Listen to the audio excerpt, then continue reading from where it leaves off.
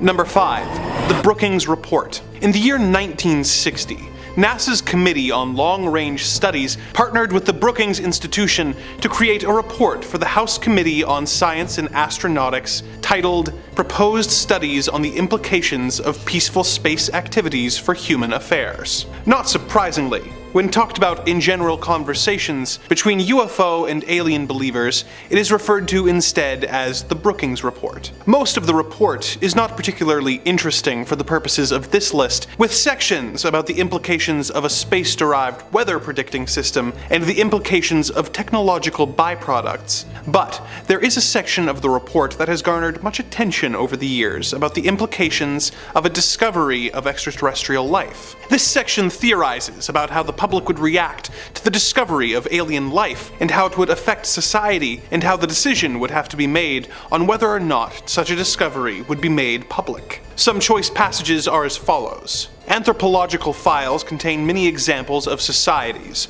sure of their place in the universe, which have disintegrated when they have had to associate with previously unfamiliar societies, espousing different ideas and different ways of life. Others that survived such an experience usually did so by paying the price of changes in values and attitudes and behavior. Studies might help to provide programs for meeting and adjusting to the implications of such a discovery. Questions one might wish to answer by such studies would include how might such information, under what circumstances, be presented to or withheld from the public for what ends? What might be the role of the discovering scientists and other decision makers regarding release of the fact of discovery? While it is important to note that the report does not state whether the government should or should not cover up the existence of alien life should it be discovered, it does state that this is a choice that would have to be made. This report was developed relatively early in the history of space exploration and was presented to policymakers. So, we do know that people in charge of government policy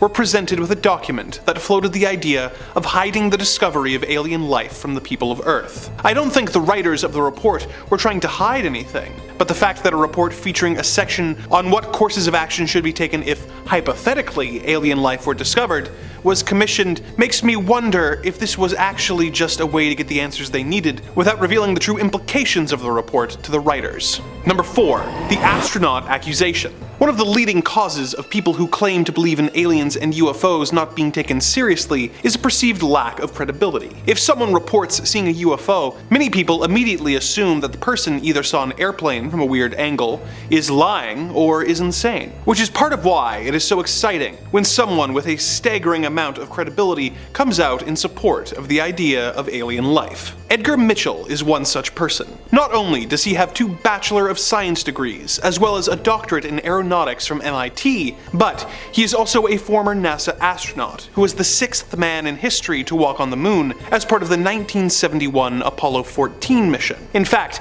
he is tied with fellow astronaut Alan Shepard for the record of the longest moonwalk in history, having tread its surface for over 9 hours straight during his mission.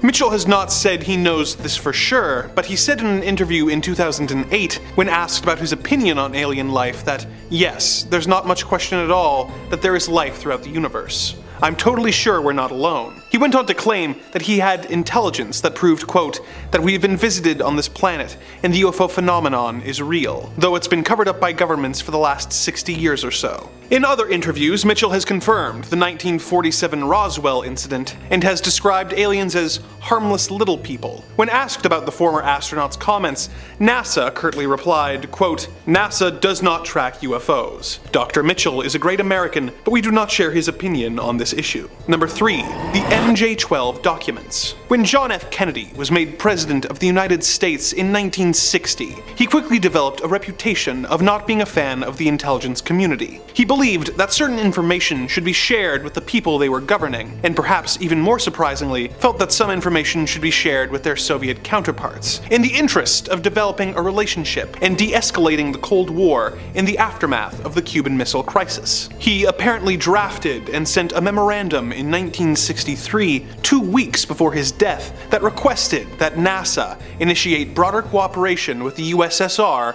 in their outer space and lunar landing programs. Part of this document says that NASA would have to share classified UFO secrets with the Soviets. It has been claimed that the idea of sharing this information with an enemy state was the last straw for the intelligence community, all of whom apparently formed together to pool information and plans in a group called the Majestic 12, supposedly formed by President Truman in 1947 to deal with UFO activity. In documents that had apparently been saved from a fire known as the MJ-12 documents, it is stated that Kennedy has been making inquiries about the Majestic 12's activities that cannot be allowed. The document goes on to talk about how the issue should be handled, saying that when conditions become non-conducive for growth in our environment and Washington cannot be influenced any further, the weather is lacking any precipitation and should be wet. Well, for the layman, this is more confusing than anything. It may be clear when you consider that wet work is a euphemism for assassination.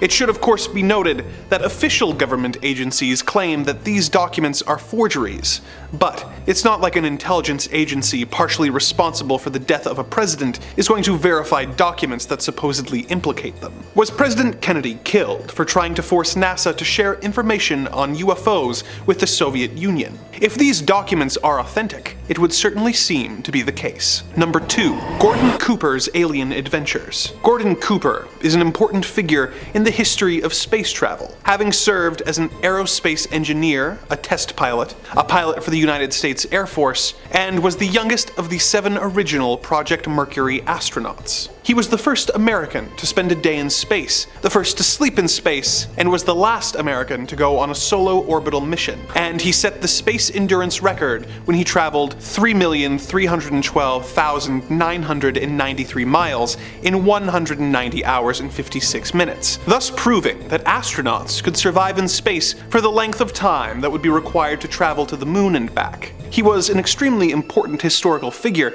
but unlike many other NASA astronauts, he was not shy about talking about the various experiences he had over the years with unidentified flying objects and the government's efforts to cover these experiences up. Gordon Cooper claimed that he had seen his first UFO while flying over West Germany in 1951, but that his first experience with government cover-ups came in 1957 while he was stationed at the Edwards Air Force Base in California. He had put a crew in charge of setting up an Ascania cinetheodolite, which is a photographic instrument used for collecting trajectory data of aircraft, missiles, rockets, and other similar equipment. The equipment was set up on a dry lake bed and set to take pictures at 30 frames per second as aircraft landed. The men later reported to Cooper that they had seen something odd and had captured images of a strange-looking saucer-like aircraft that hadn't made a sound while landing or taking off. The men were used to seeing experimental aircraft, but were unnerved at the sight of this saucer, which had hovered over them, landed about 50 yards away using 3 extended landing gears, but had taken off when they had approached for a closer look. Cooper called a special Pentagon number which was meant for reporting such phenomena, and was told to have the film developed, to make no prints of it, and to send it to them in a locked courier pouch. However, as Cooper would later admit, they hadn't told him not to look at the negatives before sending them out. He looked at them and saw incredibly high-quality images of the flying saucer. He had expected there to be a follow-up investigation, but he never heard anything further. He tried to track down what happened to the images, but never found out, assuming that they ended up in the Air Force's Project Blue Book, which was the Air Force's official UFO investigation. He had to deal with more government concealment, this time from NASA, when he did his solo orbital mission in 1963. While being broadcast live on NBC, Cooper told Mission Control that he could see a glowing green object which was rapidly approaching his craft. The object was not an illusion, and even showed up on radar, but when he returned to Earth, he was forbidden to talk about the experience any further with the press. The reporters brought in for the subsequent press conference for the mission were also told they could not ask Cooper about the green orb either. Years later, Cooper would talk about his encounter more openly and discuss the fact that NASA and other government agencies were covering up several stories of UFO encounters. He even spoke to the United Nations on the subject, saying, "Authority is afraid that people may think of God knows what kind of horrible invaders. So the password still is, we have to avoid panic by all means." Did Gordon Cooper really see multiple UFOs during his life? And if so, did NASA and the Air Force prevent the public from learning about these visitors from another planet in an effort to avoid panic? Will there ever be a point in history where they trust the people of the world to be able to handle such news? Much like the identity of the flying saucers pilots, it is unknown. Number 1. The Pentagon accusation. When the subject of aliens or UFOs comes up with government officials, they are often dismissed with a joke about how the only people who believe in such things are crazy conspiracy theorists. But every once in a while, a government employee will come forward and make claims that such theories are not as crazy as the government would have you believe. Luis Elizondo is one such man. Luis was the head of the Pentagon's Advanced Aerospace Threat Identification Program from 2010 until 2017, where he apparently had access to the Pentagon's data on UFOs and had to interview military eyewitnesses of UFO phenomena on a near-daily basis. He claims that he spent much of his time at the Pentagon trying to get his program to be taken seriously, but that he was suppressed by other branches of the government, such as NASA, for fear that news of alien visitors would incite mass panic. Other government personnel who tried to keep him quiet apparently did so out of religious reasons, with one claiming that he should stop pursuing UFOs and instead read his Bible, as such craft were probably demons. Elizondo has described seeing footage of crafts that have been able to reach speeds of up to 11,000 miles per hour, while still being able to make seemingly impossible instant 90-degree turns. Other craft have apparently been capable of flight with no visible means of propulsion, meaning that whoever is piloting these craft is in possession of technology generations more advanced than any currently found on Earth. Luis left his position in 2017 in frustration at the refusal of the various branches of government to brief officials or the public on the multitude of UFO sightings they have collected over the years, and the government has tried to discredit him by saying that he had no assigned responsibilities for the AATIP, but this was challenged when former Senate Majority Leader Harry Reid released a statement that Elizondo was indeed in a leadership role in the ATIP program. The fact that the government is working so hard to discredit someone who is trying to inform the public about a matter of public importance is disturbing, but unfortunately, not surprising. Number 5. The Pentagon accusation. When the subject of aliens or UFOs comes up with the government officials, they are often dismissed with a joke about how the only people who believe in such things are crazy conspiracy theorists. But every once in a while, a government employee will come forward and make claims that such theories are not as crazy as the government would have you believe. Luis Elizondo is one such man. Luis was the head of the Pentagon's Advanced Aerospace Threat Identification Program from 2010 until 2017, where he apparently had access to the Pentagon's data on UFOs and had to interview military eyewitnesses of UFO phenomena on a near-daily basis. He claims that he spent much of his time at the Pentagon trying to get his program to be taken seriously, but that he was suppressed by other branches of the government, such as NASA, for fears that news of alien visitors would incite mass panic. Other government personnel who tried to keep him quiet apparently did so out of religious reasons, with one claiming that he should stop pursuing UFOs and instead read his Bible, as such craft were probably demons. Elizondo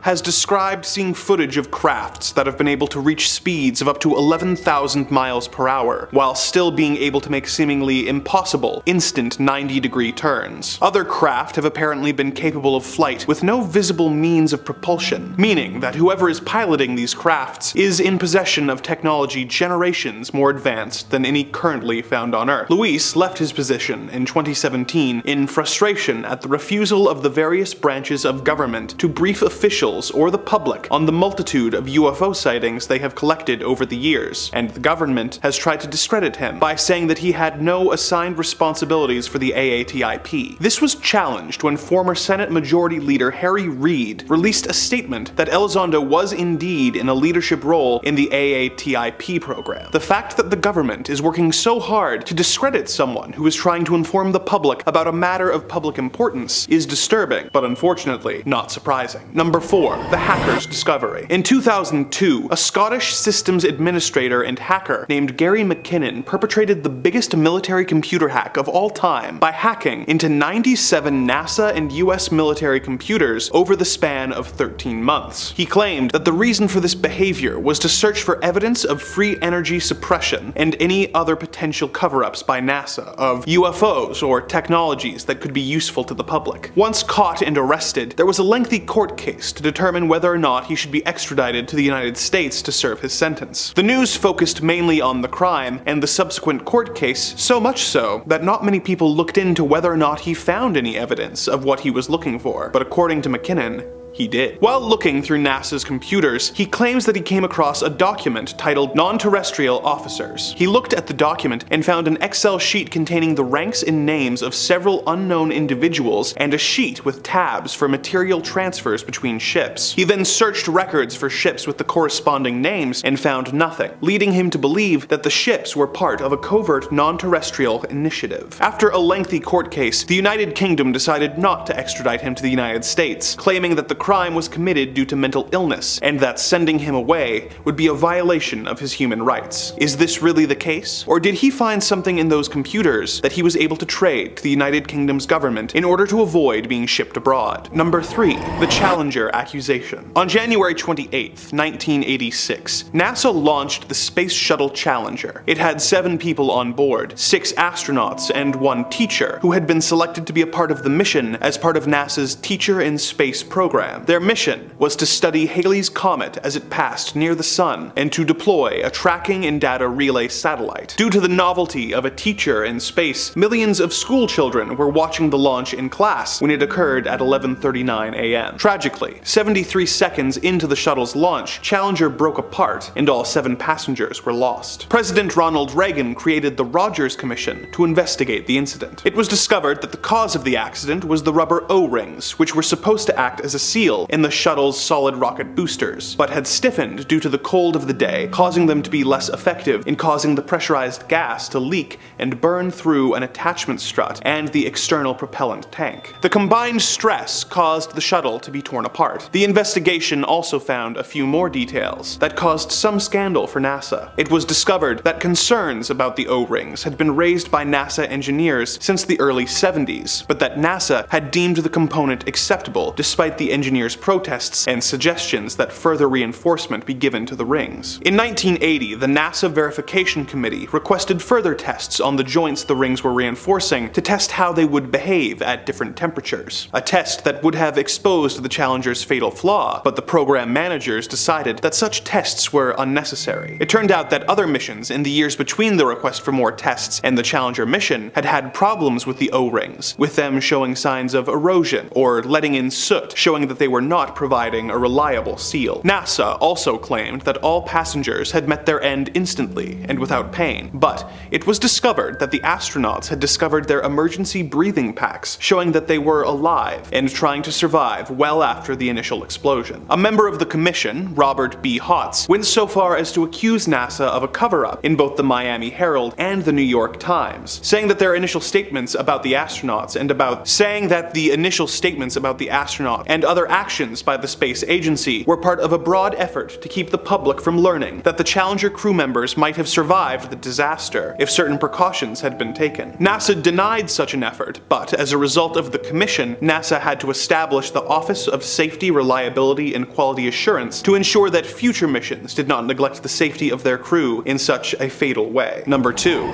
Life on Mars. One of the most common accusations against NASA is that they are covering up evidence of alien life on other planets, specifically Mars. Well, there are too many of these accusations to dive into in great detail. We will be looking at 2 in particular. Richard Hoagland is one of the many people convinced that there is evidence of ancient civilizations on Mars due to NASA photographs that were taken during the 1976 Viking 1 orbit. These photos show what has been dubbed by believers as the Mars face, a large sphinx-like object. In 1998, the Mars Global Surveyor sent photos of Mars's surface back to Earth, showing only a pile of rocks, noticeably lacking the iconic profile, claiming that it debunked the theory. Hoagland called this a load of baloney, and unearthed a NASA-commissioned report from 1960 recommending that any future discoveries of alien life be kept from the public so as to not disturb the evolutionary flow of the 20th century civilization. Nearly 20 years later, a researcher named Barry de Gregorio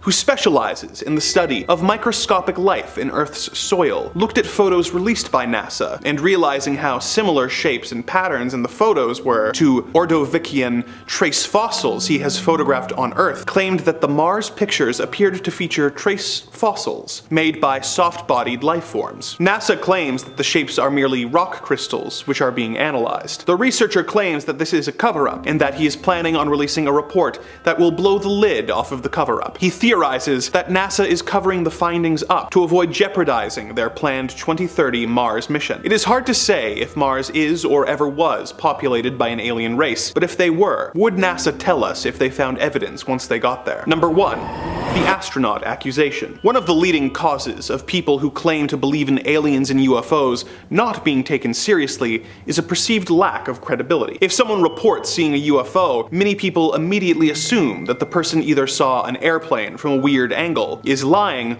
or is insane. Which is part of why it is so exciting when someone with a staggering amount of credibility comes out in support of the idea of alien life. Edgar Mitchell is one such person. Not only does he have 2 Bachelor of Science degrees as well as a doctorate in aeronautics from MIT, but he is also a former NASA astronaut who was the 6th man in history to walk on the moon as part of the 1971 Apollo 14 mission. In fact, he is tied with fellow astronaut Alan Shepard for the record of the longest moonwalk in history, having tread its surface for over 9 hours straight during his mission. Mitchell has not said how he knows this for sure, but he said in an interview in 2008, when asked about his opinion on alien life, that, yes, there's not much question at all that there is life throughout the universe. I'm totally sure we are not alone. He went on to claim that he had intelligence that proved, quote, that we have been visited on this planet and the UFO phenomenon is real, though it's been covered up by governments for the last 60 years or so. In other interviews, Mitchell has confirmed the 1947 Roswell incident and has described aliens as harmless little people. When asked about the former astronaut's comments, NASA curtly replied, quote, NASA does not track UFOs. Dr. Mitchell is a great American, but we do not share his opinion on this issue. Number 5. Bones on Mars. We are just desperate to find some proof of there being life on Mars. More than anything, we just want to know if there's anybody else out there with us. We want to know if there's aliens coming in from other galaxies, but I think more importantly, we want to look in our own solar system first. It'd be an awfully lonely galaxy otherwise. And while we haven't had a manned mission yet to Mars, thanks to telescopes and rovers, we've been able to get a pretty good look at the surface of it to better our understanding. Recently, a photo taken from the Curiosity rover reignited the search, and alien enthusiasts were excited when it looked like a photo of a human bone was taken from the surface of Mars. It shows a collection of rocks, half buried in dust, and one in particular immediately jumps out, looking like a femur bone, even possibly a human femur bone. However, excitement dwindled pretty soon when, like most cases, like the face on Mars and that statue that looked like it might have been a human woman on Mars, it turned out to be little more than a coincidence. The bone?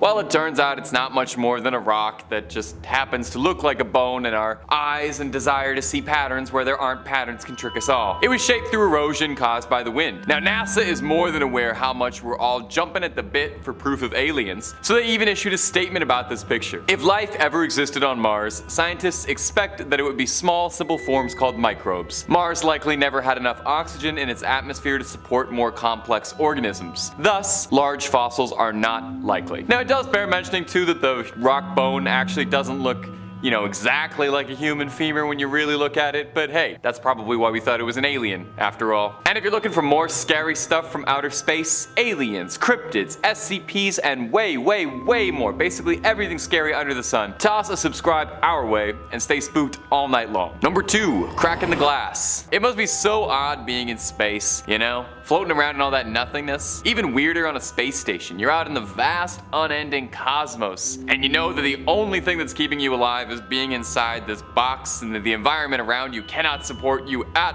all. And you are lost in a sea of stars, very far away from home. I'm not sure how you could ever get used to calling that home. I've got nothing but respect for the astronauts on the ISS. That stuff would stress me out so much I don't think I'd ever get a good night's sleep. I would be way too worried at all times that all it would take is one little thing to go wrong and it would all be over. Well, the ESA, that's the European Space Agency, tweeted a photo out a little bit ago of a crack in the window of the ISS, which is a nail-chomping sight. The damage was caused by a floating piece of debris that collided into the observatory observatory of the ISS. The chip that did this damage was only about a quarter of an inch. And while it looks incredibly unnerving, and if I saw it while I was serving in the space station, I would probably sweat bullets, the ESA reassures everyone that the damage doesn't actually pose a threat. Now, the unnerving part to me is that they speculate that the object that damaged the window could have been something as small as a flake of paint that came off the ISS and collided with the window. A flake of paint did that!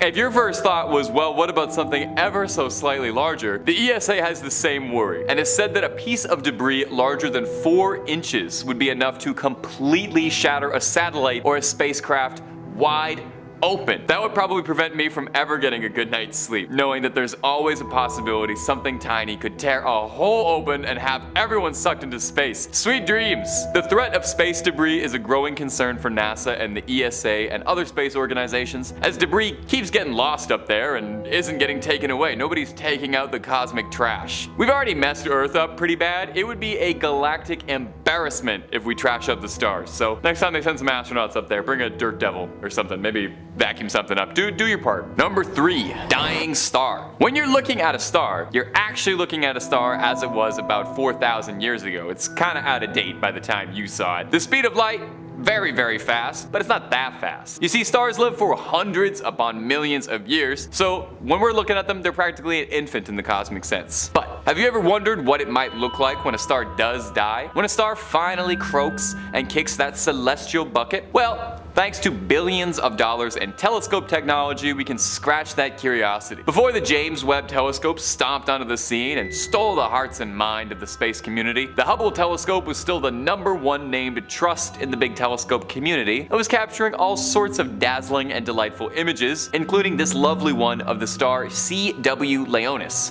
captured as it was dying. Oh, and nobody did anything to help. You just watched it. Oh, these people. Have you ever seen a dying star? I definitely haven't, and it is as ethereally beautiful as I could have imagined, but also like wildly scary in a sort of cosmic horror way, you know? And that sort of we're so small in the galaxy kind of way. It looks like a cosmic web, kind of like a fractal galactic spider web, and that's a great album name if you want to give that out there. It looks to me like staring into the eye of a Lovecraftian god, some being that's existed before the dawn of time. Makes me feel like I'm gonna get driven to just a little bit of madness if I stare at it too long. So I'm not a rocket scientist, or a scientist, or really even that smart about anything, but I can do my best to try and explain what's going on here. The cobwebs that you can see floating around the star are carbon absorbing the dying star, and the outer layers of the star are being sucked into the black void of space. And where that goes from there, could not tell you, but it's probably just as terrifying to even consider. Anyway, can't tell you too much more. Like I said, I'm no scientist. I'm just a reasonably charismatic YouTube host who can tell you when something looks cool. And this star looks pretty cool. Jack-o'-lantern sun.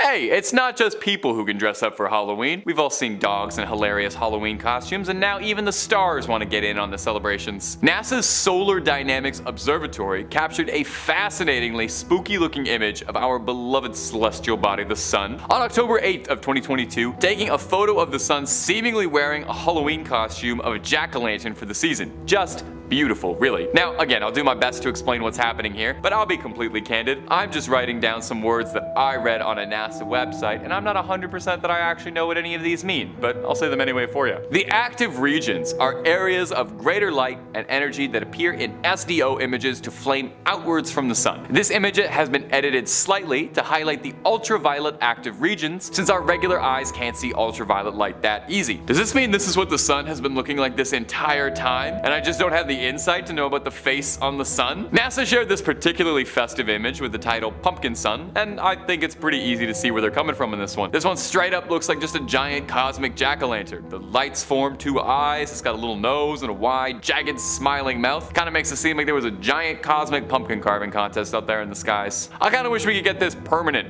for like the months of October. Would love to look up in the sky and I see a giant face staring back at me like I live in Clocktown from Majora's Mask. Yeah, this isn't the scariest point on this list, I can admit that, but it's a darn good photo and I think that's worth showcasing enough, is it not? And I mean, really, imagine looking up into the sky and seeing that looking back at you. I feel like you would assume it was the end of days and it was gonna start raining fire down upon the heavens. And number 1, that's no moon. Now what you're looking at right now is a picture of Saturn's moon, Mimas. And I know what you're thinking. thinking, that's no moon, that's a space station. As the moon Mimas is a dead ringer for the fully operational mobile star crusher, the Death Star. An asteroid crater left in the side of the giant rock has left it permanently looking like the infamous Imperial space station. Now, while something looking like the Death Star is more than interesting enough to me, what's truly interesting here is that astronomers believe they might have found proof that this Death Star, ironically, might be hiding a bit of life beneath its surface, hiding an ocean just under the satellite's crust. Recently,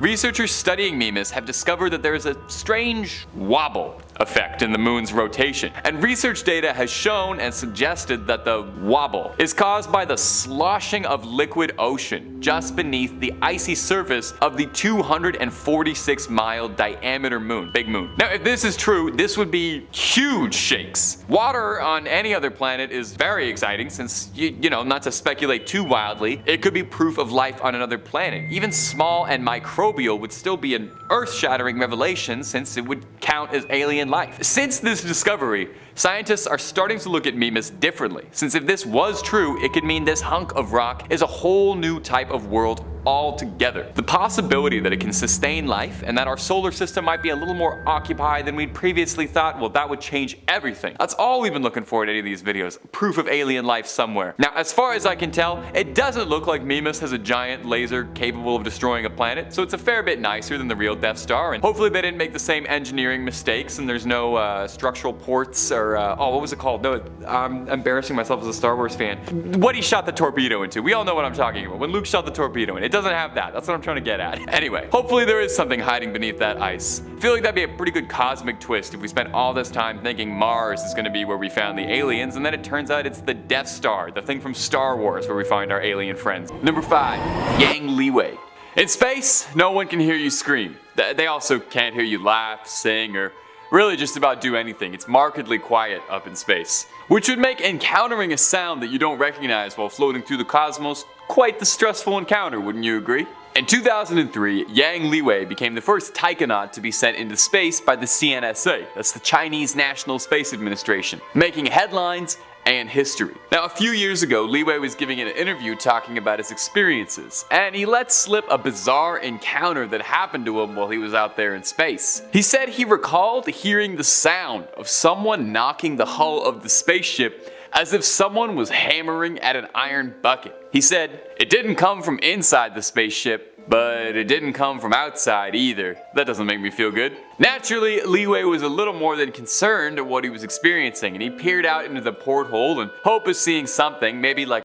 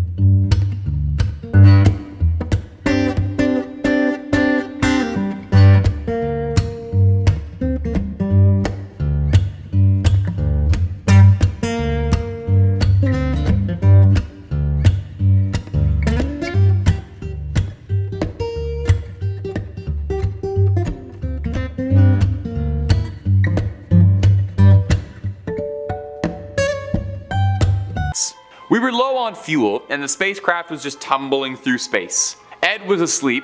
We were taking turns sleeping in shifts. Anyway, Ed was asleep, and I was doing something in the craft. When I looked outside, I just glanced up, and there was something out there. It had a geometrical shape, similar to a beer can or a pop can, and with a little thing like maybe a pencil or something sticking out of it. That size, dimensionally, it was all white. Now naturally people ran with this and published stories about McDivitt having seen a UFO and this being proof of an alien craft or a drone up in space. I mean, an astronaut saying outright, I think I saw a UFO up there, that's a pretty big deal. That's way more exciting than anything they were doing in the Gemini mission. McDivitt, however, changed his own tune about it and claims that when he returned home and he studied photographs from the craft, trying to understand what it was that he saw, he had a very boring revelation. McDivitt claims now that what he had seen was actually just a reflection of bolts from the hull in the window. The windows in the Gemini 4 craft were layered with 5 panes of glass, so that if one pane somehow cracked, there's still a good amount of pressure integrity. This thinking being that one of these panes did crack, and the sun shined on them just at the right angle, and the strange white object McDivitt saw was nothing more than a reflection being multiplied and reflected off multiple window panes. McDivitt clarified in the same interview saying, I'm quite sure that's what this thing was. Now, of course, it's also possible that he really did see a UFO and NASA got to him and pressed down on him just a little bit to get him to stop talking about it and publicly deny it. I mean, it's possible. I've definitely speculated way more wild, outrageous things than that on this channel. Number 3, Leroy Chiao. Leroy Chiao is an American astronaut and one of considerable renown. Chiao's flown 3 missions and he served as the commander on Expedition X, a 6.5-month-long voyage living on the International Space Station. Expedition X. That does kind of sound more like a raging house party than a NASA mission, but to each their own. In 2005, Chiao and another astronaut were outside installing navigation antennas on board the ISS, some 230 miles above the Earth, floating at 17,000 miles per hour, and Chiao saw something bizarre in the sky that he couldn't understand. Why don't we take a listen? I saw some lights that seemed to be in a line, and it was almost like an upside down check mark, kind of like an upside down Nike swoosh. And I saw them fly by, and I thought it was awfully strange. Chiao would tell the Huffington Post this. The cosmonaut with him didn't see the lights in time, facing the other way entirely. Imagine that, missing the aliens because you were looking the wrong way. Embarrassing. Some have speculated that the lights could have been the lights from a squid fishing boat from Earth, which use these incredibly bright lights when fishing at night for squid, and these have been reported erroneously as UFO sightings or bizarre phenomena in space all the time with these strange green lights. It pops up. There was something that happened similarly on the ISS on a live feed they were doing where these lights went by and people thought they were an alien craft, but really just a squid boat. So it's not entirely unreasonable to think this. Now Chiao himself is skeptical of whether or not what he saw is alien in origin. Although, and I think this is important, he's open to the idea of it. He's open to this discussion. Listen to what he said. He said, I'm skeptical of claims that we've been visited by aliens from another planet or another dimension, but I don't rule it out 100%. I have an open mind, and I do believe there's other life in the universe. But if there is life out there that's so much more advanced than we are, and they either know how to travel great distances in short amounts of time, or they're able to come from parallel universes into ours, well, why don't they just come and show themselves? Well, maybe they did, Leroy. Maybe that was them extending an olive branch and trying to show themselves and they were just being a little bit shy, and you're just being skeptical. Yeah, well, you know, maybe we just have to make them feel really welcome. Arms open, say, come on in, guys. We're ready for you. Number 2, Story Musgrave. Story Musgrave. That's his real name. Story Musgrave. He's an interesting critter, bro. He was an astronaut. He's flown on 5 different space shuttles. He's got 6 different academic degrees, collecting them like they were the Infinity Stones. He's a public speaker, and now he's an Imagineer at Disney. Isn't that something? Making animatronics for Avatar World. He's got quite the career path. And he may also be the human that aliens have chosen to represent themselves to as their envoy. I get it though, look at the guy. He kind of looks like an alien, which might be why. Though he does look wise. If I was an alien, I'd contact him, definitely. He's academic, he's driven, he worked for the most powerful organization on Earth, and he worked at NASA. Story claims that on 2 different missions, he encountered a being looking like a giant snake that was sentient and recognized him. Take a listen to this. On 2 of my missions, and I still don't have an answer, I've seen a snake out there, 6, 7, 8 feet long. It's got waves in it and it follows you for a rather long period of time. You know, the more you fly in space, the more you see an incredible amount of things out there, and that sort of brings to you really a certain je ne sais quoi that other living creatures are out there. Some incredibly primitive, some just proteins coming together, and some just single-cell organisms. Well, single-cell organisms aside, what was that cell organism? Was it a floating hose that had come off the ship? Musgrave claiming that he'd seen the entity twice certainly raises an eyebrow, unless these ships are prone to breaking in the exact same hose. While he never said outright if he thought it was an alien or not, he did offer that he does believe there's intelligent life out there just waiting. Take a listen. Living creatures far more developed as civilizations.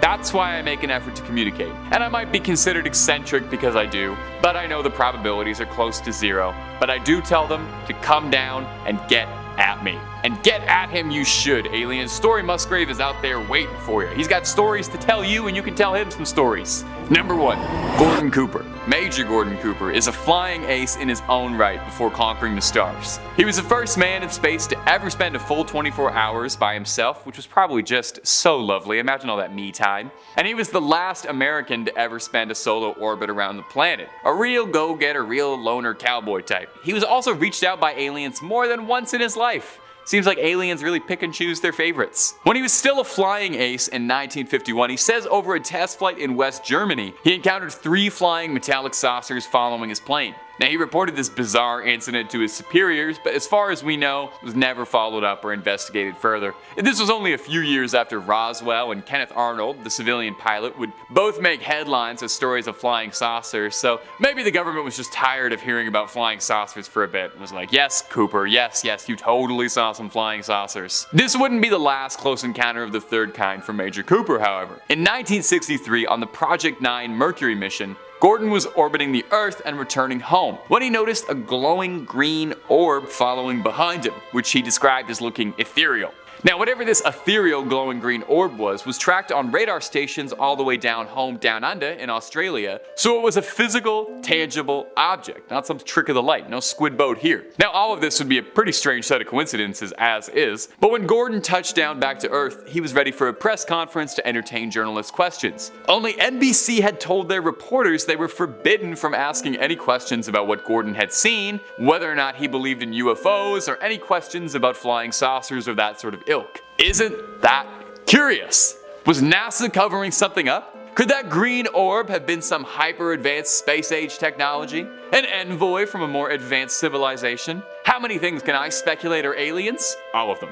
Cooper has said before in the USA, every day our radar instruments capture objects of form and composition unknown to us. And there are thousands of witness reports and a quantity of documents to prove this, but no one wants to make them public. Why? Because authorities are afraid that people may think up God knows what kind of horrible invaders. We have to avoid panic. Now, maybe I'm reading too much into this little quote here from Major Gordon Cooper, but it sounds like he knows something about NASA higher-ups that they press down on stories involving things from beyond because they think we can't handle it, or that we need to avoid panic, or because they're worried that people like me are gonna say that they're aliens. Number 5. The training is brutal. When you were young, did you ever dream of being an astronaut? I think most of us did. You know, dreaming of being a cosmic sailor soaring through the Milky Way. I know I certainly did. I thought about how I'd ace the training. I'd be the perfect astronaut. I'd be this golden-haired hero of space, like a Luke Skywalker or a guy on an old pulp novel cover or something. Well, the movies and the media makes being an astronaut out to being a lot more glamorous and a lot easier than it is. I mean, we saw Homer Simpson do it and we figured we all could. But the truth is, they really do not take just about anybody.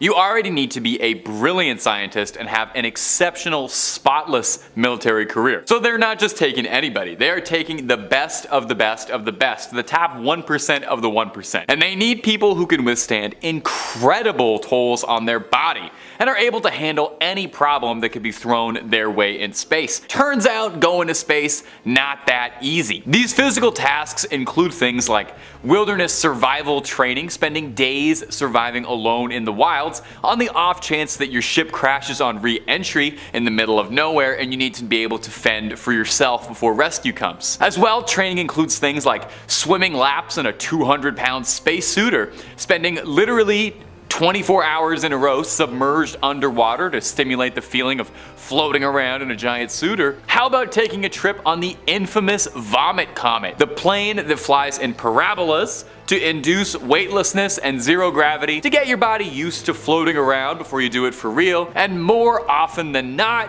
has astronauts tasting what they had for lunch one more time. That's about the most pleasant way I can think to say that. That doesn't quite sound like the fun, carefree adventure I dreamed of as a kid. And if you're looking for more scary stories, strange space stories, UFO sightings, we have got plenty of that and way more on Top 5 Scary.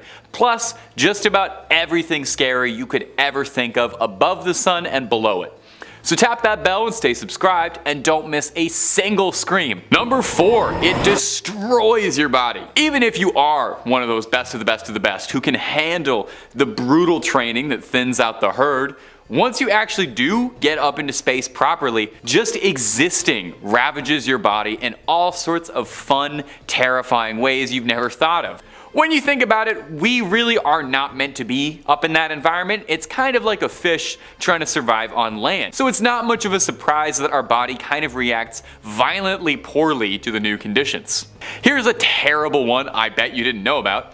I bet you didn't know that astronauts' gloves are so tight and sealed that when they take them off, I'm actually gonna gag, astronauts lose their fingernails. They get pulled like right off, and frequently they break and sprain their fingers just taking their gloves off. Or maybe you didn't know that most astronauts, after entering zero gravity for the first time, vomit almost immediately, even if they've had tons of training and simulator experience. And this is not made better at all because, where is that vomit going? It's just floating around you for everyone to see. Literally just being alive in space is bad for your body. You can just be sitting, vibing by the window, and it's gonna do damage to you. Astronauts who spend extended time in a space station report a huge loss of bone density, reporting horrible creaking and pains. They even shrink a little bit. Some astronauts note that when they got back to Earth, their spine had to straighten back out in an incredibly painful process. But when asked what the worst part of space life is, one astronaut, Tim Peake, responded saying, "It's watching the soles of your feet disintegrate." I am gonna do my level best to explain this next thing to you without vomiting, but I cannot promise anything. He described that because astronauts use their feet so rarely in space, their soles start to soften like a newborn baby's.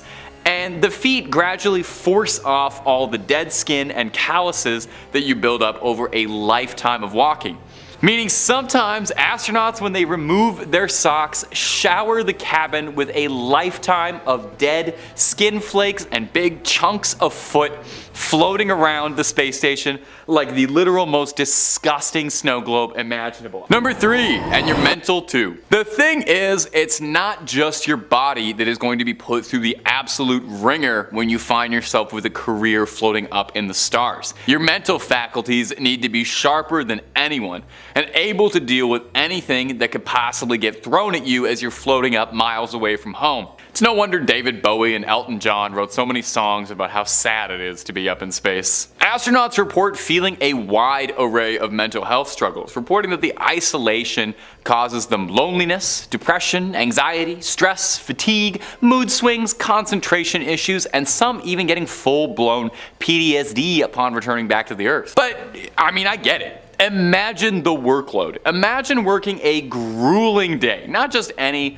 regular day, a day where if your work goes wrong, you could lead to one of or many of your teammates' deaths, and then having to go to sleep in a cold space station away from your loved ones and do that over and over again for 100 days straight. Imagine you have a bad day at work in space. You can't even go home about it. You gotta go home to space. Sleeping on a space station is far from a cozy night in a crib either. For one, there's constant noise all around you on a space station. Nobody can hear you scream in space, that much is true, but everybody can hear all the engines and computers and all that stuff going off inside the space station, meaning there's never a quiet moment. It's also not as dark as you might hope. Not only do you have to deal with the fact that your sleep cycle is no longer tied to the sunrise and sunset anymore, because you're going to see about 16 of those a day, but you have to tend with flashing lights all over the station from the machinery, but as well lights that are thought to be caused by cosmic rays passing through your eyelids.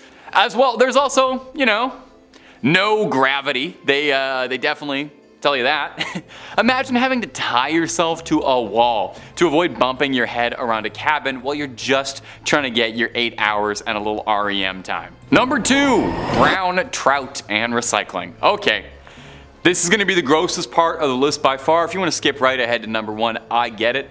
There's a reason I put this at number 2, and you'll all understand in a second. Just know I'm a child and I have the sense of humor of an 8-year-old. When you compare all the physical and mental danger astronauts have to face, is going to the toilet scarier than the risk of death?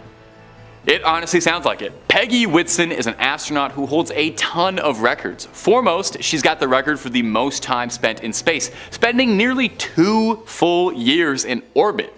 She's spoken out and said that her least favorite part of living in space is the bathroom. Now, number 1 is considered to be a little easier, but it does not sound enjoyable in any way. A little hose, you attach it and it sucks the urine out, and then a machine converts that into drinking water because, yeah, astronauts drink a lot of their own pee.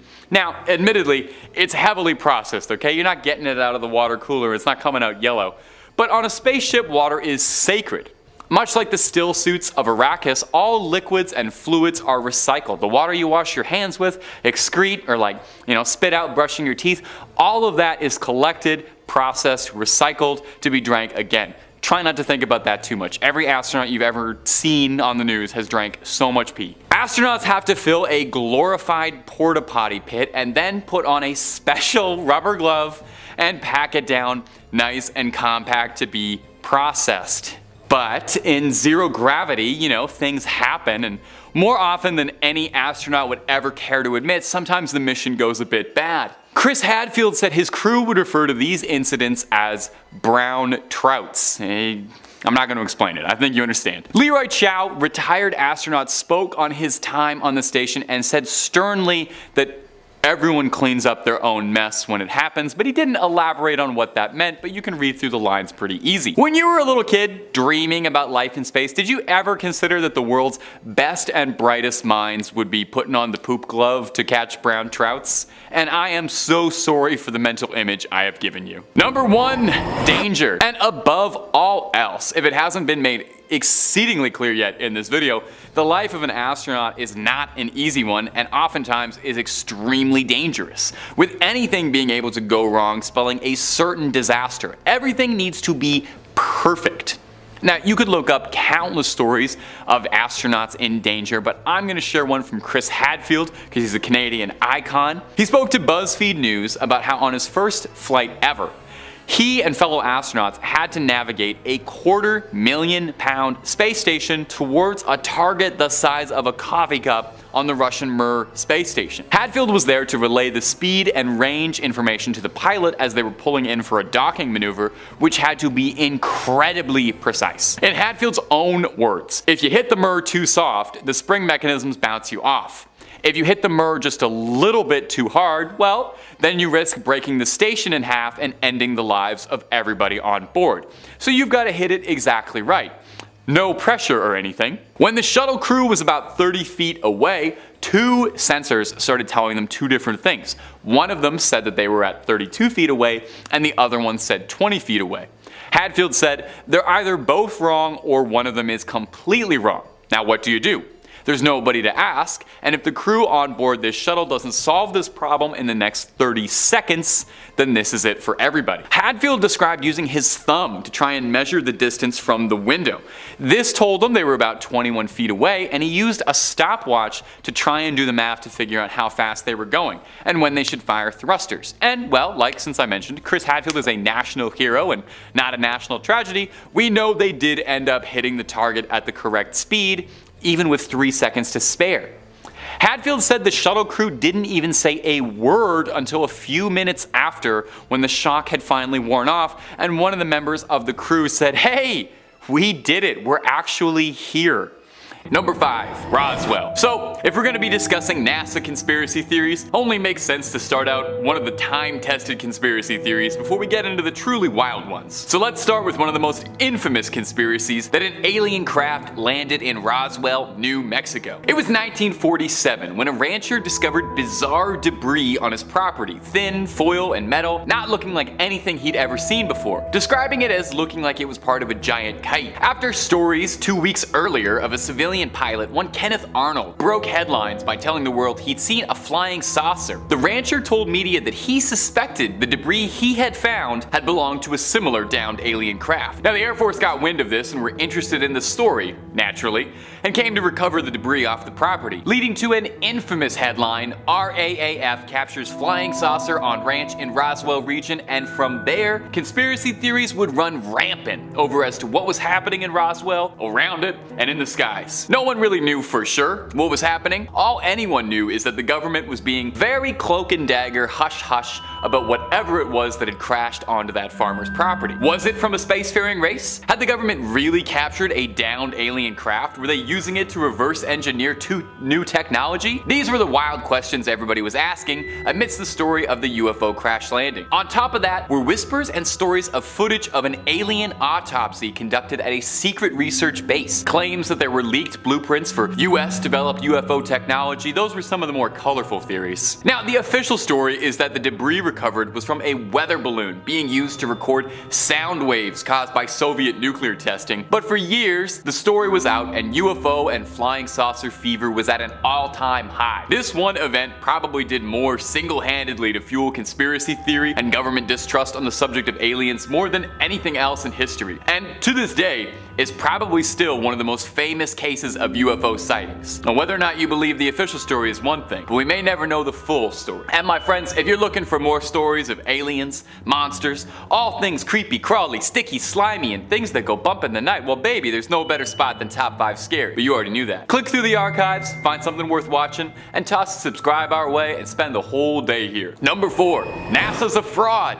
Okay, let's get into it. Among conspiracy theorists, there's a not totally unpopular theory that all NASA does, the National Aeronautics and Space Administration, is a totally bogus shell company that exists solely to burn up taxpayer money, working tirelessly to create a smokescreen propaganda show for the American public. And all of these rocket launches have all just been expensive charades, and all the imagery retrieved from the stars are just complicated CGI renderings, and all the astronauts are very well trained actors. And if you're detecting more than a bit of cynical sarcasm in my voice, it's because, well, this one's a little out there even for me. I'm an avid enjoyer of a good conspiracy theory, but yeah, this one doesn't hold too much water. It's mostly popular on Twitter, and if you check out the hashtag NASA hoax after this video, you can scroll through some good stuff. The main arguments for this theory are similar to claims that the moon landing was faked, and put a pin in that because we will get into that later in the video in more detail. Believers of this theory claim that NASA uses wild special effects for photos from space, or their photos from inside rockets, and all their launches are fake. And I'll be honest, this one just seems like a lot of work for I'm not sure what kind of payoff. It actually seems like it would just be easier to build rockets and fly them into space than do all this stuff. I don't personally believe the moon landing was fake, but I can understand where that theory is coming from. Theoretically, why the organization would do it. It's important to the space race. But the whole agency being a fraud, well, I don't know. For one thing, they've really committed to this bit for the last 50 years, if that's true. Another is that NASA does a lot more than just launching rockets, and the innovations they've made for their astronauts benefit humanity as a whole. For example, the satellites they put into Earth's orbit, without that you wouldn't have your phone, you wouldn't have GPS software, even just little things like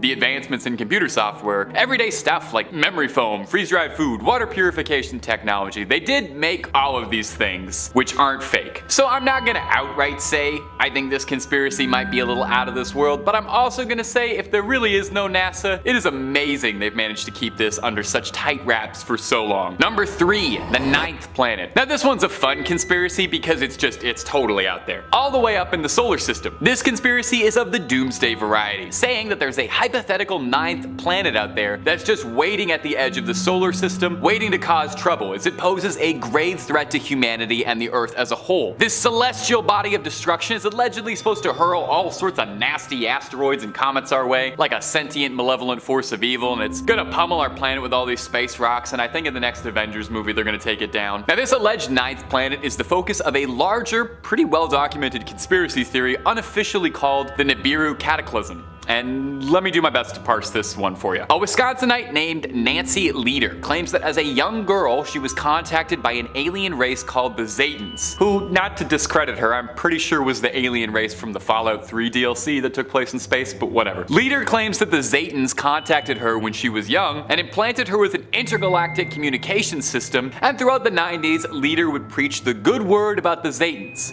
but also to warn people about an incoming danger from Planet X, this unknown ninth planet beyond Neptune that was going to make its way to Earth and end all civilization. Now, although it was initially named Planet X, it eventually caught the name Nibiru, referencing these ancient Mesopotamian religious texts referring to a mythical giant planet called Nibiru or Marduk that passes by Earth every 3,600 years, bringing its sentient beings closer to humanity, with some people believing these beings are celestial gods. Whew, that's a whole lot of words. So what about this wild theory is true? Well, NASA has been researching the possibility of a ninth planet for years and years, as there is some reasonable speculation that there could be something inside our solar system just outside of Neptune we haven't seen. However, no danger of this mystery planet hurling any comets at us, and whether or not it's carrying a race of hyper-intelligent Satans who are going to destroy us all remains to be seen. It's worth noting that as part of Leader's conspiracy, she's alleged the Earth would have been destroyed 3 times now, but it keeps getting delayed. So hey, better late than never, right? Number 2. Secret life on Mars. In 1971, British philosopher David Bowie posed a question, asking, is there life on Mars? He also made some pretty bold claims about spiders on Mars and their guitar playing prowess. Since then, it's a question that's raged in the back of our minds. Is there something waiting for us out on the red planet? One of the first bits of kindling for this fire of conspiracy was in 1976. A photo released from the Viking 1 and Viking 2 orbiters across Mars showed what looked like an almost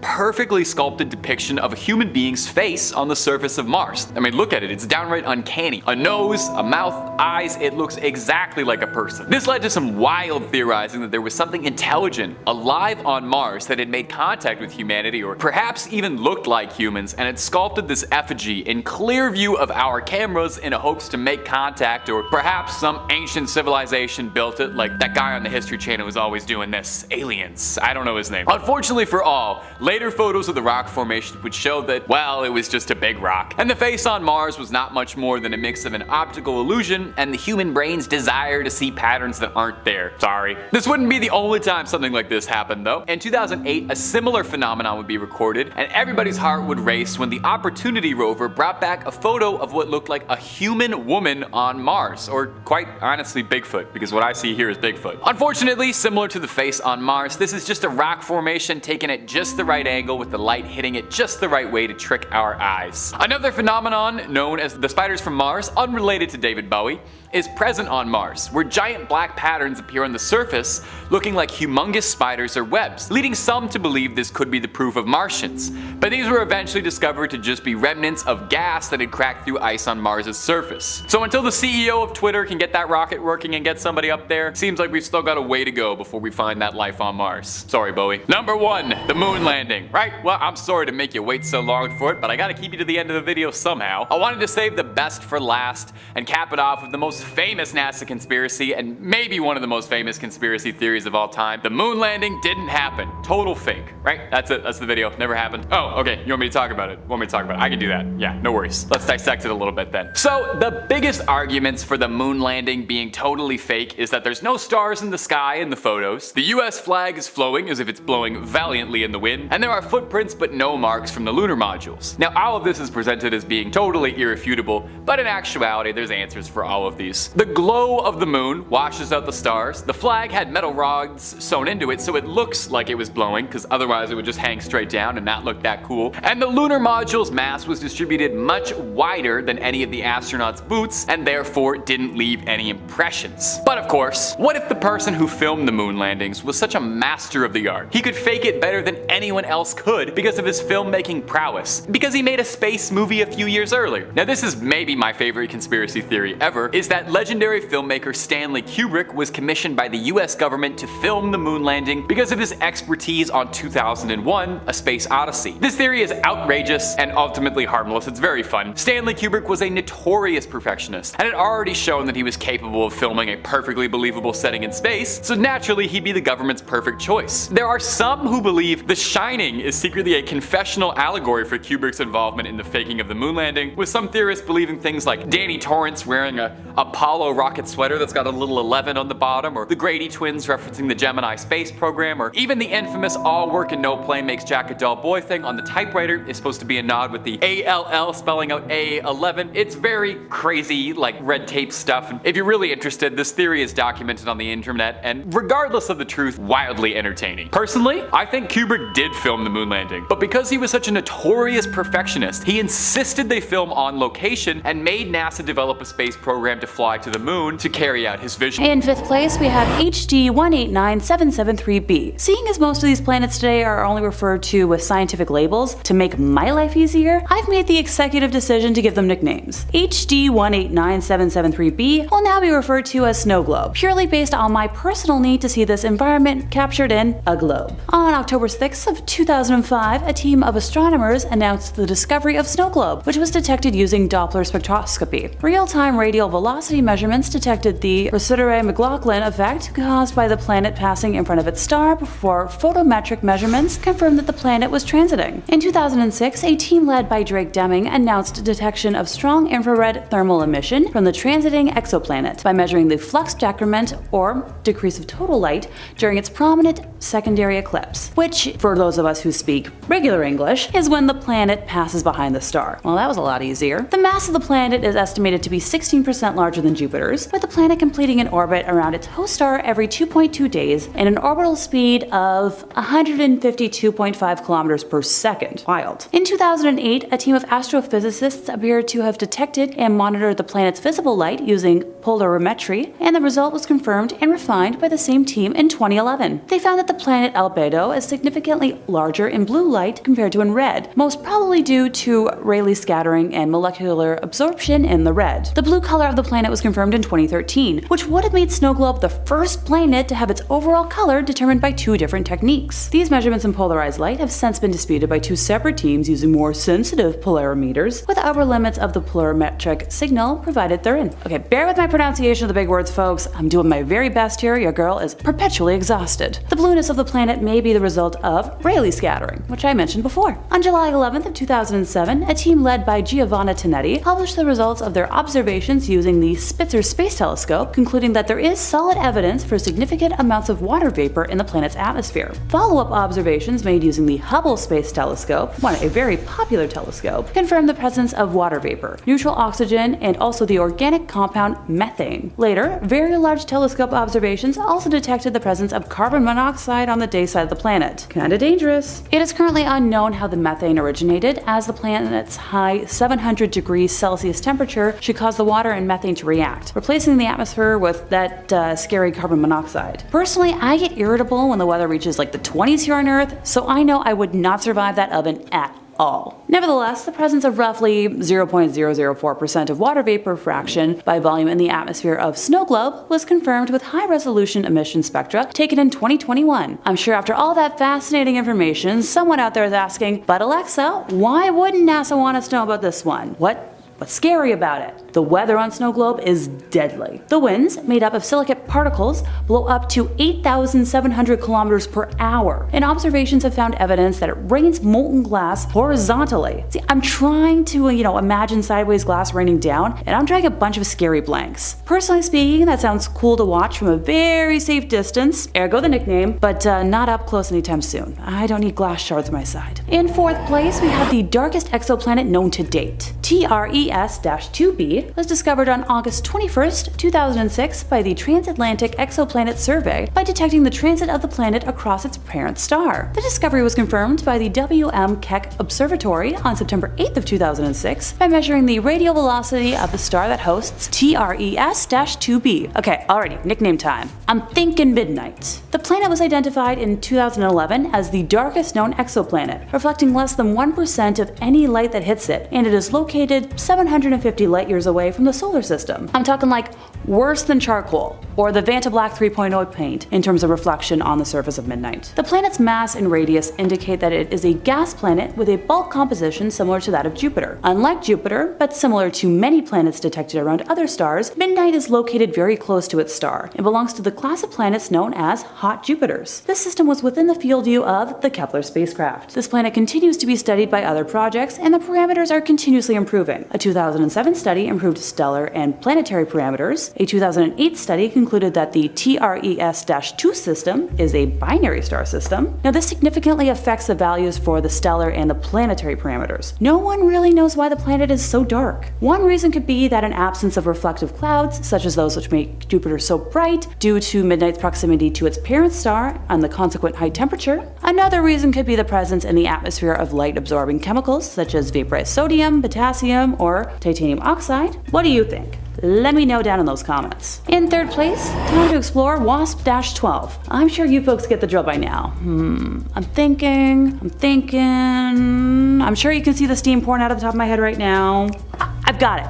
Firefly. And no, that's not intentionally a reference to one of my favorite shows, but take it how you will. Firefly is a hot Jupiter. Ooh, that sounds familiar. And was discovered on April 1st, 2008 by the Super WASP Planetary Transit Survey. Yeah, many folks originally thought it was a joke, but I assure you, it isn't. Hot Jupiters, or hot Saturns, are a class of gas giant exoplanets that are inferred to be physically similar to Jupiter, but that have very short orbital periods. The close proximity to their stars and high surface atmosphere temperatures resulted in their informal name, hot Jupiters. Firefly is the hottest planet ever found at a sizzling 2,250 degrees Celsius, as hot as some stars. Now, this find could challenge models of how close planets can be to their host stars. Firefly takes only a little over 1 Earth day to orbit its star, in contrast to, the 365.25 days for the Earth to orbit the Sun. Consequently, it has one of the lowest densities for exoplanets, which is inflated by the flux of energy from the star. On December 3rd of 2013, scientists working with the Hubble Space Telescope reported detecting water in the atmosphere of the exoplanet. In December 2017, researchers working on the HST announced that Firefly reflects just 6% of the light that shines on its surface. As a result, the exoplanet has been described as black as asphalt and pitch black. In second place, we have Gliese 667c. Let me know, by the way, if y'all are enjoying the fun little nicknames in the comments. It just makes it easier for my ADHD brain to know which is which if it's a fun name and not a mishmash of letters and numbers. For this beauty, I dub the Two-Faced. It resides a little over 23 light years away from here in the constellation Scorpius and was discovered in 2011 by American and European astronomers. Two-Faced is 4 times as massive as Earth, and it's very close to its star, only less than half the distance that Mercury is from our sun. It takes 23 days and 14 hours for it to complete 1 orbit around its star. Because of this, you would think that, this exoplanet is not able to host life because of its close proximity to its parent star. That's not the case here. Two-Face orbits around a red dwarf star, which is tiny compared to the Sun. That means that the Earth and this exoplanet are at roughly the same relative spot in their star's habitable zone. There's just one teeny tiny problem though. This exoplanet is tidal locked, which means it doesn't rotate on its axis. One side of the planet is always facing its star, and the other always facing away. The side that is always facing the star is so scorchingly hot that it would be impossible to live there, as it would melt you alive. Now, the other side that's facing away is so cold that you would instantly freeze. However, what makes this planet possibly able to support human life in the future is the narrow strip of land halfway between its hot and cold side that is just the perfect temperature to support life. But imagine stumbling home one night, you're totally out of it, so tired, and you lose your balance, and that's it. Either you freeze or you burn. It's a bit extreme. I'll stick with Earth. Finally, in our first place, we have Planet 9. Out of everything I've listed today, this is probably what's most likely to land me on some sort of watch list. Hey NASA, if y'all actually released the info you hoard on, aliens coming to Earth and what you've discovered, people wouldn't demand it as much. Planet 9 is the 9th planet in the outer region of the solar system. Sorry Pluto, I promise I'll make it up to you. Its gravitational effects could explain the peculiar clustering of orbits for a group of extreme trans-Neptunian objects that orbit the Sun at distances averaging more than 250 times that of Earth. These ETNOs tend to make their closest approaches to the Sun in one sector, and their orbits are similarly tilted. These alignments suggest that this undiscovered planet may be shepherding the orbits of the most distant known solar system objects. Based on earlier considerations, this super Earth-sized planet would have a predicted mass of 5 to 10 times that of the Earth and an elongated orbit 400 to 800 times as far from the Sun as the Earth. The orbit estimation was refined somewhat in 2021, but the mathematical equation is it's too much for my brain to comprehend today. Konstantin Batygin and Michael E. Brown suggested that Planet 9 may be the core of a giant planet that was ejected from its original orbit by Jupiter during the genesis of the solar system, while others proposed that the planet was captured from another star, was once a rogue planet, or that it formed on a distant orbit and was pulled into an eccentric orbit by a passing star. Lots of fun theories to look through. Although sky surveys such as Wide Field Infrared Survey Explorer and Pan-STARRS did not detect Planet 9, they have not ruled out the existence of a Neptune diameter object in the outer solar system. The ability of these past sky surveys to detect Planet 9 was dependent on its location and characteristic. Further surveys of the remaining regions are ongoing now, using NEOWISE and the 8-meter Subaru telescope. Number 5. Music on the Moon. In May of 1969, man had not yet set foot on the moon, and the United States and the Soviet Union were still locked in an expensive race to see who could get there first. Before the Apollo 11 mission could take Neil Armstrong to the moon's surface, where he could utter the famous words, "One small step for man, one giant leap for mankind," there was one more mission to complete. The crew of the Apollo 10's mission was to fly in orbit around the moon and launch its lunar module, which would go 15.6 kilometers above the moon's surface before returning to the main ship and returning to Earth. The mission was considered a dress rehearsal for the moon landing that would occur 2 months later in July of 1969. A last chance to iron out any kinks so that there would be no surprises on the big day. But the crew was in for a surprise no one saw coming. Music from another world. While the ship was making its orbit, it made its way over to the dark side of the moon. For an hour, the astronauts would be out of contact with mission control and would have to fend for themselves. Once out of contact with Earth, they began to hear strange whistling sounds coming in on their radio that they could not explain. The noise and their reactions to it were recorded, and once they were back in contact with mission control, they filled their superiors in on the situation. Many theories were offered as to the origin of these sounds, such as magnetic fields or atmospheric interference. But these theories were debunked, as not only does the moon not have a magnetic field, its atmosphere is too thin to carry sound. This bizarre occurrence didn't interfere with the mission, and it was considered a success, which led to the Apollo 11 mission achieving the impossible and putting men on the moon. But the tale of this cosmic whistling was classified, and no one on Earth knew about the mysterious space music until decades later, when NASA's archives were declassified and made available for public access. What was this strange music? Was it simply malfunctioning equipment? Or was it a symphonic congratulations from the other species of the universe, welcoming humanity to the stars? We may never know. Number 4. The Black Knight. This next story takes us through time, from the late 1800s all the way to the late 1990s, giving more than a century of lore to this supposed satellite from an alien world. In 1899, the famous inventor and physicist Nikola Tesla was conducting experiments with radio. During one of his tests, he claimed to hear a strange transmission that he believed was coming not from Earth, but from outer space.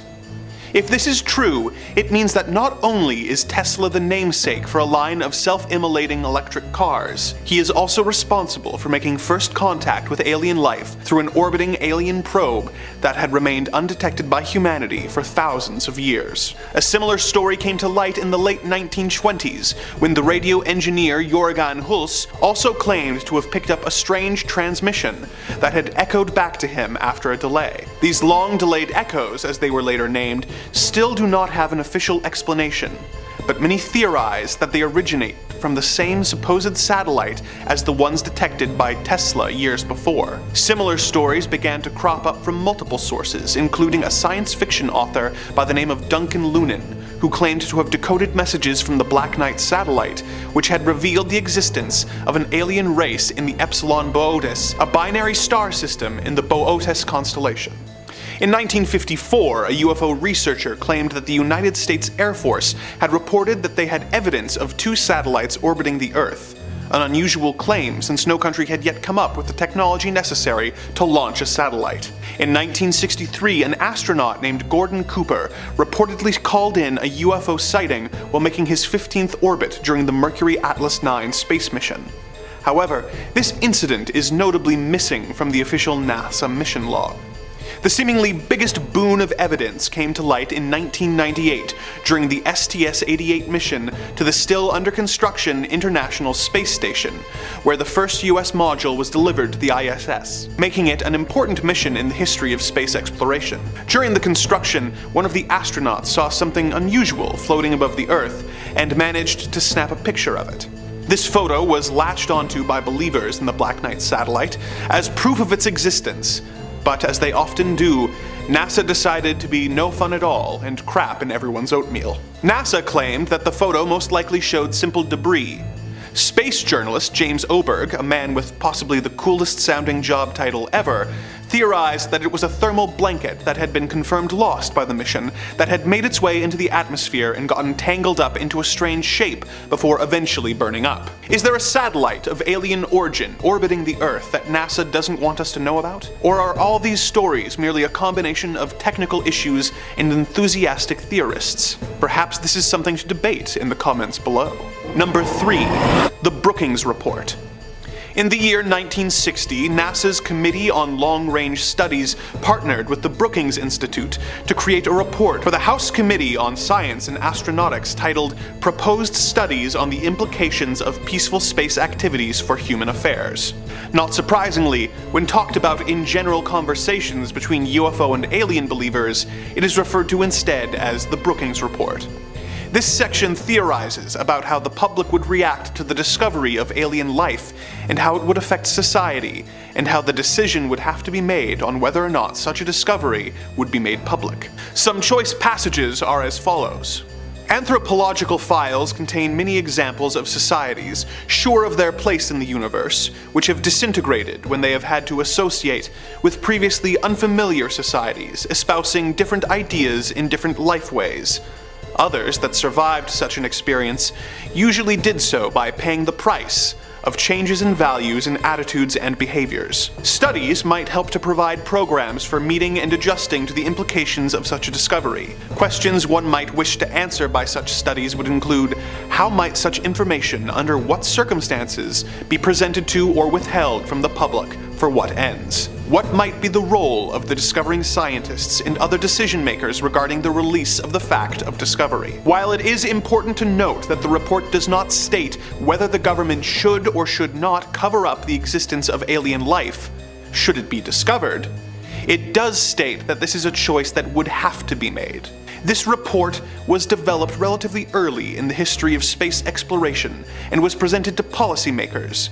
So we do know that people in charge of government policy were presented with a document that floated the idea of hiding the discovery of alien life from the people of Earth. I don't think the writers of the report were trying to hide anything, but the fact that a report featuring a section on what courses of action should be taken if hypothetically alien life were discovered makes me wonder if this was actually just a way to get the answers they needed without revealing the true implications of the report to the writers. Number 2. Why is NASA altering photos? NASA has a program called Picture of the Day where, predictably, they post a photo from their various rovers and satellites onto the internet every day for public consumption.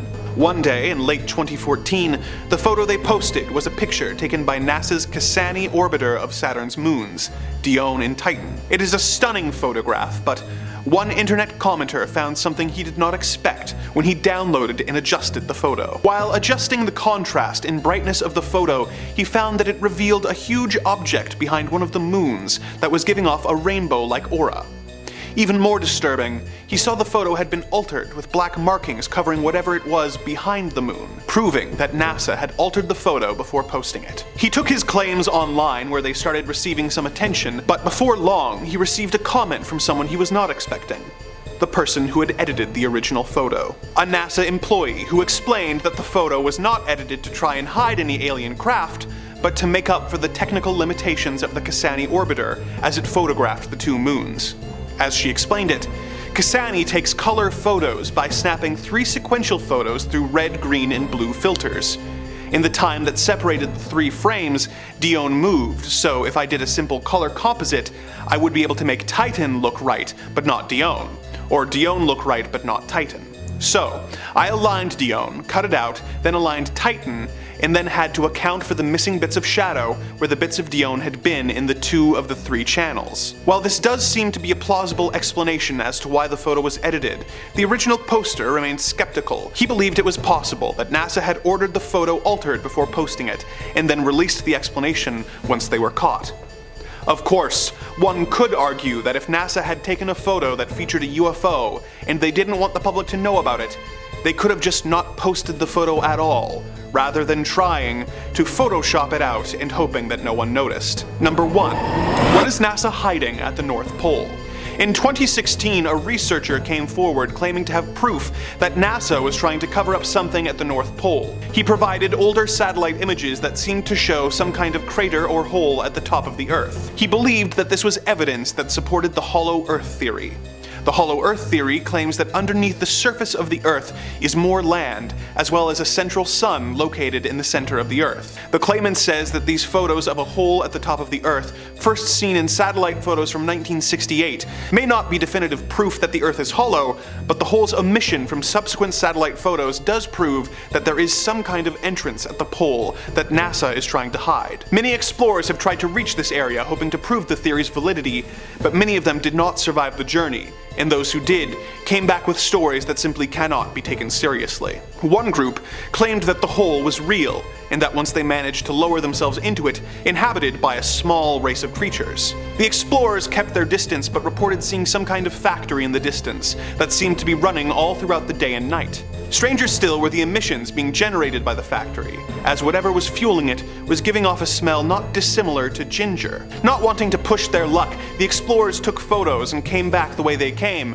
but when they checked their cameras, they found that some kind of magnetic interference from the pole had wiped their camera's memory cards. They came forward with these claims, and NASA firmly denied that their claims had any validity, saying that the explorers were simply mad or looking for attention. However, another government agency, NORAD, has been more forthcoming about what is happening at the North Pole, and released a report stating that it is a consistent site of UFO activity. Every year around the winter solstice, they've reported a small flying craft exiting the North Pole and traveling around the world at super speeds, seeming to visit every country on Earth in just one night, before returning to the pole and not being seen again until the next year. What is this strange craft? Is it traveling around the Earth in order to spy on its people? Is it friend or foe? What is the purpose of the bright red light shining at the head of the craft? Number 5, the wow signal. We want so badly for aliens to talk to us. We want that more than anything. We've been looking for any sign, no matter how small, that there's intelligent life out there just waiting to come find us. And we will take just about anything at this point. A text, an emoji, maybe just a wow. Wow. Well, we might have already had that. See if you get wowed by the story of the wow signal. And can we throw just one Owen Wilson wow in here? Just for me, just for me. Wow. In 1977, a radio telescope in Ohio picked up a mysterious signal that lasted for 72 seconds. This signal was so strong and unusual that the astronomer who was watching it wrote wow on the printout. No, the aliens didn't send wow, but that would have been way better. This became known as the wow signal, and it remains one of the most interesting pieces of evidence out there in the search for extraterrestrial intelligence. Now, this signal was detected by the Big Ear radio telescope, which was up there in space looking for radio signals as part of the SETI program. We've talked about that before on the channel. It stands for Search for Extraterrestrial Intelligence. The signal was very strong and appeared to be coming from a point in the sky near the constellation Sagittarius. I'm an Aquarius personally. The frequency of the signal was consistent with what would be expected from hydrogen atoms that had been accelerated to high speeds. See, I don't know what that means. Despite numerous attempts to detect the signal again, it's never been observed since. This has led to much speculation about its origin and nature. Now, some scientists have suggested that the signal could be proof of extraterrestrial intelligence, some small sign. While there are others, Scullies of the world who might be doubting a little bit. Others have proposed more mundane explanations such as a natural phenomenon or a human-made satellite, but I think we would all deeply prefer it would be aliens. No, it would be a much more interesting end to the story. The wow signal remains one of the greatest mysteries in the search for extraterrestrial intelligence. It raises so many questions about the nature of our universe and our place in it. Will we ever solve the mystery of the wow signal? Could it really just have been Owen Wilson and we're radiating back that energy?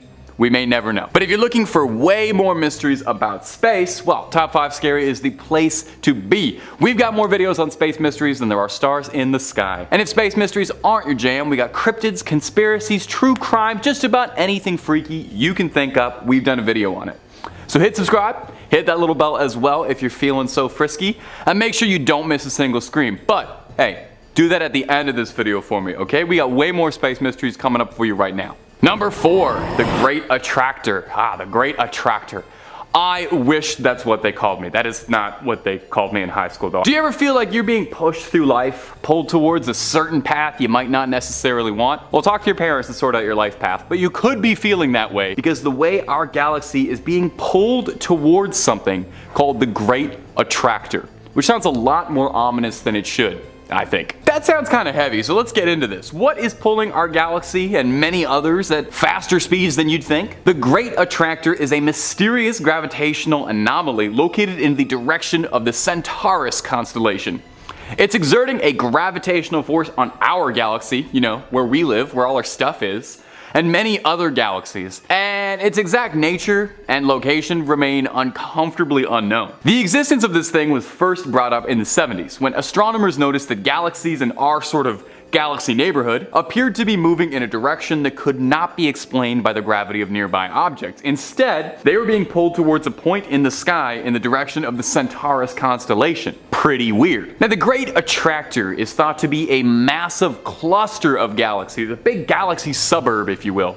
But its exact location and composition remain currently unknown. It's obscured by the Milky Way's dust and gas, making it kind of hard to get a good look at it and study. Astronomers have tried their hardest, trying to map the distribution of galaxies, trying to determine its location and structure, but like I said, it's pretty difficult and not too much progress has been made. One of the more unsettling aspects of the Great Attractor I find is that it's located in a region of space known as the zone of avoidance. This is an area of the sky that's difficult to observe due to all that dust and gas like I mentioned before, and it's also what my therapist used to call my bedroom. Number 3, the Black Knight Satellite. The Black Knight Satellite sounds like it's something out of the latest Marvel movie where I think all the heroes and villains will fly up to have their big CGI smash them up.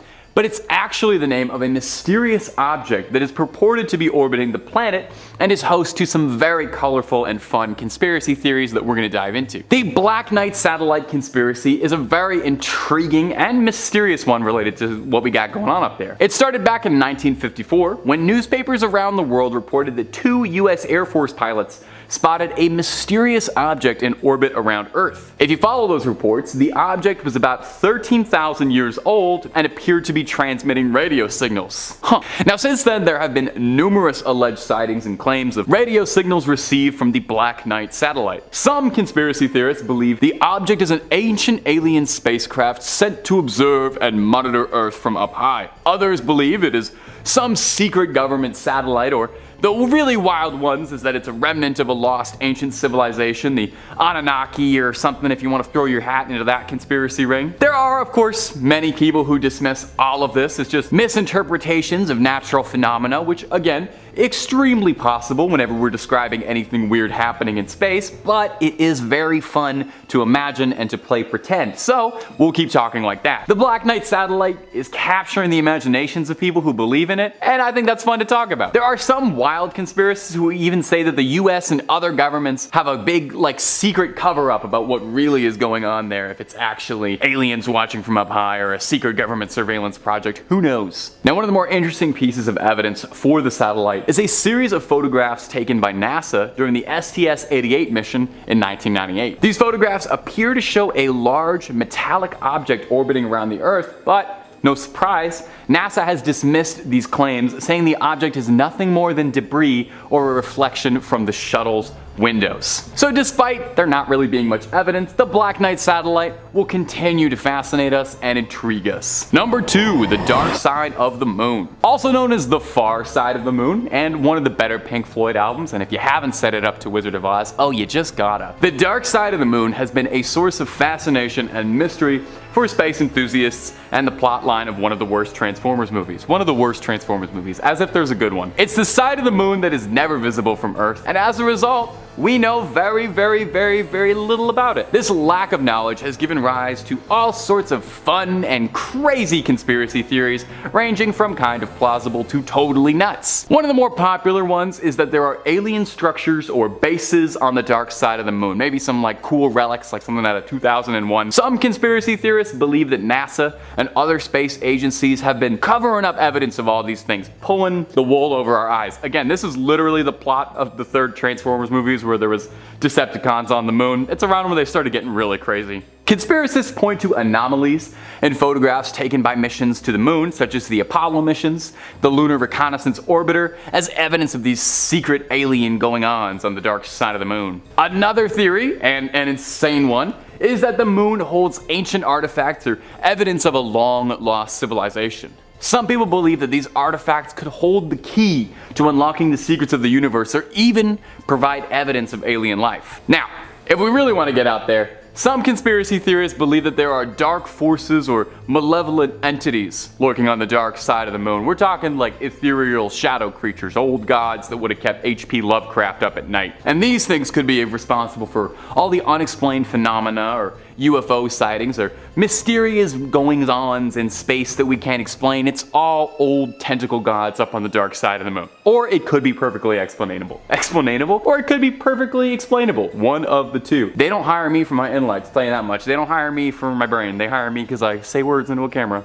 And I don't even do that right sometimes. Number 1, space snakes. I've talked about Story Musgrave a few times on this channel, and I'll probably do it again. Namely because his name is Story Musgrave. That is a wild name for an astronaut to have. That's like a Star Wars guy name. Maybe it's fitting then that this man so vehemently claims that he's run into aliens before. Story is, if you'll pardon this pun, a very storied individual who's been to space multiple times and is now an Imagineer at Disney. So I feel like if aliens were going to appear to anyone as an envoy, it would be an astronaut with ties to the most powerful corporation on Earth. Musgrave is a well-respected astronaut. He's been to space 6 times and he spent 1,200 hours in space, so he might know a thing or two. So when he says he's seeing aliens, we prick our ears up a little bit. According to Musgrave, he saw space snakes that were long black objects that looked like they were swimming around in space. He described them as being about 3 to 4 feet with a metallic sort of biomechanical appearance. Think like H.R. Giger's Alien. And he said he saw these things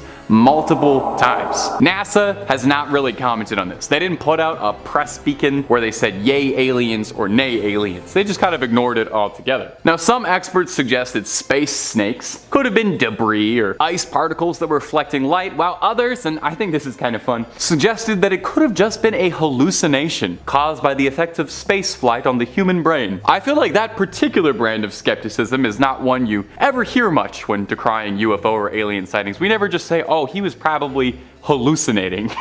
Me, personally, I don't know. I'm inclined to trust a guy named Story Musgrave. I trust a man who's up in space so many times. It's intriguing, but it is unverified. He says he's seen them multiple times, which I think is kind of interesting. Is there a higher entity trying to contact him? We may never know, but if we do, Top 5 Scary will be the first one to tell you. I promise you that. In 5th place, we have a 2014 secret mission in Africa. At the time, a NASA official confirmed that one of the agency's aircrafts had been spotted on an American military airstrip in Eastern Africa, but like a series of US military officials, declined to say what the space agency's high-tech bird was doing there. Seriously, he gave the most legalese answer ever. Enjoy chuckling at this statement. I really can't give you any of the details. You know, the airplane was there, you see it in the picture, but I really can't tell you what it was for. A big from me. Anyone else? The broad-winged white plane belonging to the agency was photographed by the satellite company Digital Globe sitting next to some tilt-rotor aircraft at Camp Lemonnier in Djibouti. A NASA website that tracks the agency's 3 WB-57s shows that one of its planes, number 926, was on a foreign deployment from July to November of that year. A NASA handbook for the WB-57 posted online lists 14 international deployment sites for the aircraft around the world, but the American base that we just mentioned isn't one of them. The Pentagon declined to answer any questions about a NASA aircraft in Djibouti,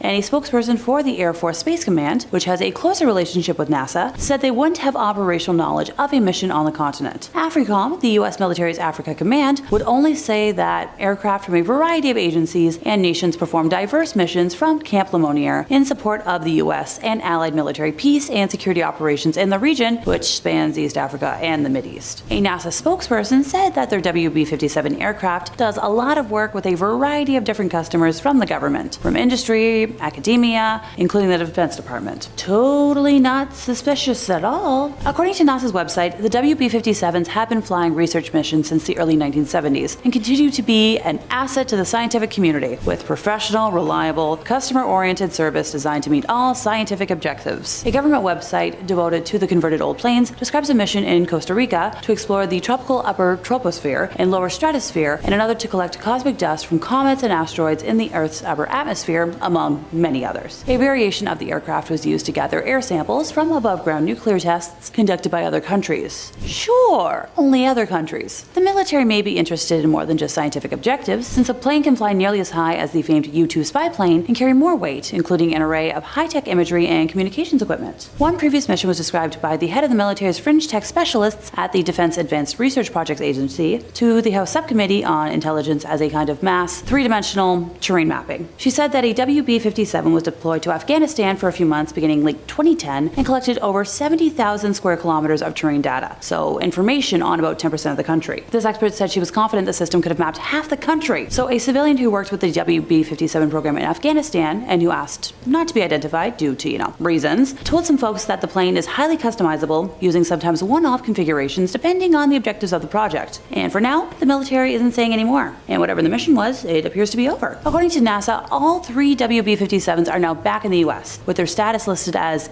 inactive. Let me know in the comments what y'all theories are as to why the plane was mysteriously in Africa. My guess, another Area 51 or Roswell incident that they wanted to keep covered up. In 4th place, the alligator problem. I don't really like talking about things that, off me, with, alligators, crocodiles, sharks, and spiders being a few that make me skittish, but for the sake of information, you folks are worth it. The Kennedy Space Center is full of the, scaly snappers. The center is located on Merritt Island, a small mass of land off of the east coast of Florida that isn't technically an island, but shh. Despite being the most famous landmark on the island, the NASA complex isn't the only thing there. There's the Merritt Island National Wildlife Refuge, which is home to 1,000 species of plants and animals. They home a variety of sea turtles, manatees, bobcats, bald eagles, and more. Oh, and we can't forget about the gators. So maybe one of the reasons why the space shuttle program was canceled was because people didn't want to have to keep, clearing alligators off the runway every time a shuttle came into land. Honest to goodness. NASA has the ability to restrict human access to the site should they need it, but how do you go about telling a man-eating reptile what to do? According to the agency, interactions between their staff and the gators is rare, but that's exactly what they would say. Next thing you know, they'll have hijacked a rocket. Okay, no. That was one thing I was very glad I didn't see when I took a vacation to Florida earlier this year, and I'd like to keep it that way. Thank you very much. In 3rd place, we have the theft and use of moon rocks. If anyone has ever read the book Sex on the Moon by Ben Mesrick, then you'll already know the tale of Thad Roberts and his plan to do something very interesting with a bunch of stolen moon rocks. And for folks like myself who didn't know until today, buckle in for something I couldn't make up if I tried. So Thad was a high-flying NASA co-op student with dreams of obtaining multiple degrees and becoming an astronaut. Oh, and he also had dreams of stealing some of NASA's most prized possessions. With help from a team of accomplices, Thad stole 101 grams of moon rocks, valued at a simple little $20 million from NASA's Johnson Space Center in Houston, Texas. For reference, that's slightly less than like half a cup for measurements, and that's about, $20 million. That's more money than I'll see in my lifetime. And hey, if that wasn't bad enough, he also pilfered some dinosaur bones from his university. As a newly minted dino fact expert, I tried finding out what dino the bones were from, but sadly my search has turned up empty, so I'm begging. If anyone out there knows, please tell me in the comments. Thad reportedly laid the rocks out on his bed and proceeded to get down and dirty with his girlfriend on top of them, hence the whole sex on the moon thing. The young man and his fellow thieves were caught in an FBI sting when they were trying to sell the other rocks and were sentenced to time in jail. Just when I think I've seen it all around here, I somehow find myself getting surprised. Boinking on space rocks? Oh, before I move on, during this theft, Thad contaminated the rocks, making them virtually useless to the scientific community. He and his buddies also destroyed 3 decades worth of handwritten research notes by a NASA scientist that had been locked in the safe. The absolute selfishness on display.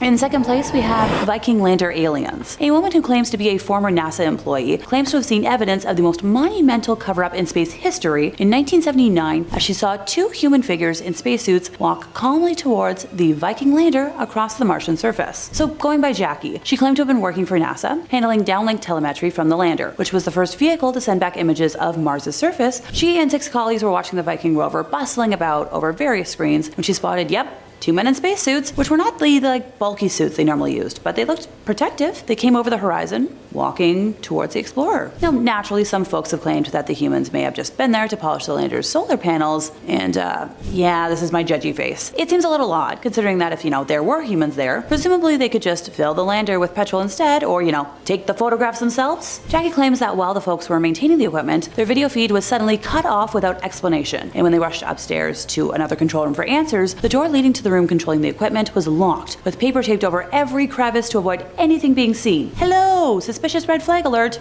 Yep, waving my imaginary one. If you don't understand how scary cover-ups are and why this is ranked so highly, then I worry about how blasé you are. Other theorists claim there were secret landings on Mars in the 60s, and the Apollo landings were actually a cover-up for wider exploration of the solar system. Former CIA pilot John Lear claims that NASA landed on Mars in 1966, and that humans adapted to breathe the thin Martian atmosphere. Nigel Watson, author of the Haynes UFO Investigations Manual, said that these accounts of secret space missions seem to be growing in number and remind him of the infamous Project Serpo. Yes, I'll sidetrack. In November of 2005, a contact called Anonymous, who said they worked for the US Defense Intelligence Agency, started sending information about an extraordinary alien exchange program called, Project Serpo. Basing his claims on a 3,000-page document written in the late 1970s, he boldly claimed that 6 aliens were recovered from the Roswell crash. Claims that aliens, living and or dead, were recovered from the Roswell crash are nothing new, but in this case, it was stated that an alien survivor from the crash, called EBE-1, helped to organize 12 specially trained people to visit his home planet,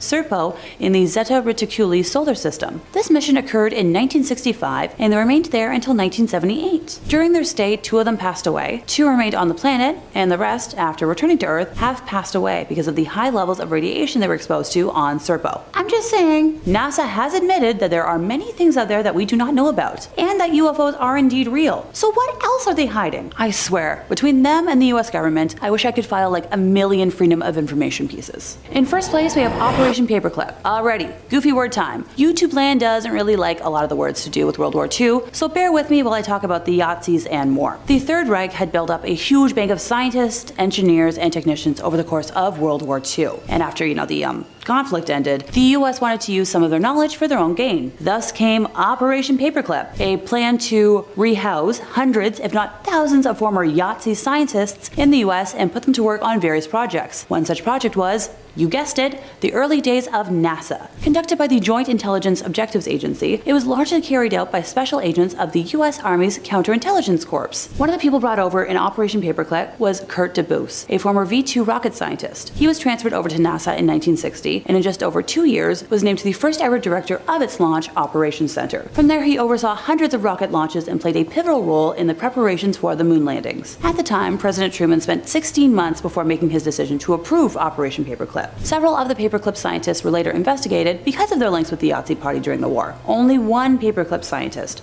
George Rickey, was formally tried for any crime, and no Paperclip scientist was found guilty of any crime in the United States or Germany. Rickey was returned to Germany in 1947 to stand at the Dora trial, where he was acquitted. In 1951, weeks after his US arrival, Walter Schreiber was linked by the Boston Globe to human experiments conducted by Kurt Blohm at Ravensbrück, and to be safe, he immigrated to Argentina with the aid of the US military. In 1984, Arthur Rudolph, under perceived threat of prosecution relating to his connection as operations director for V-2 missile production to the use of forced labor from Middlework, renounced his US citizenship and moved to West Germany, which granted him citizenship. For 50 years, from 1963 to 2013, the Strughold Award, which was named after Hubertus Strughold, the father of space medicine, for his central role in developing innovations like the spacesuit and space life support systems, was the most prestigious award from the Space Medicine Association. On October 1st of 2013, in the aftermath of a Wall Street Journal article published on December 1st of 2012, which highlighted his connection to human experiments during World War II, the Space Medicine Association's executive committee announced that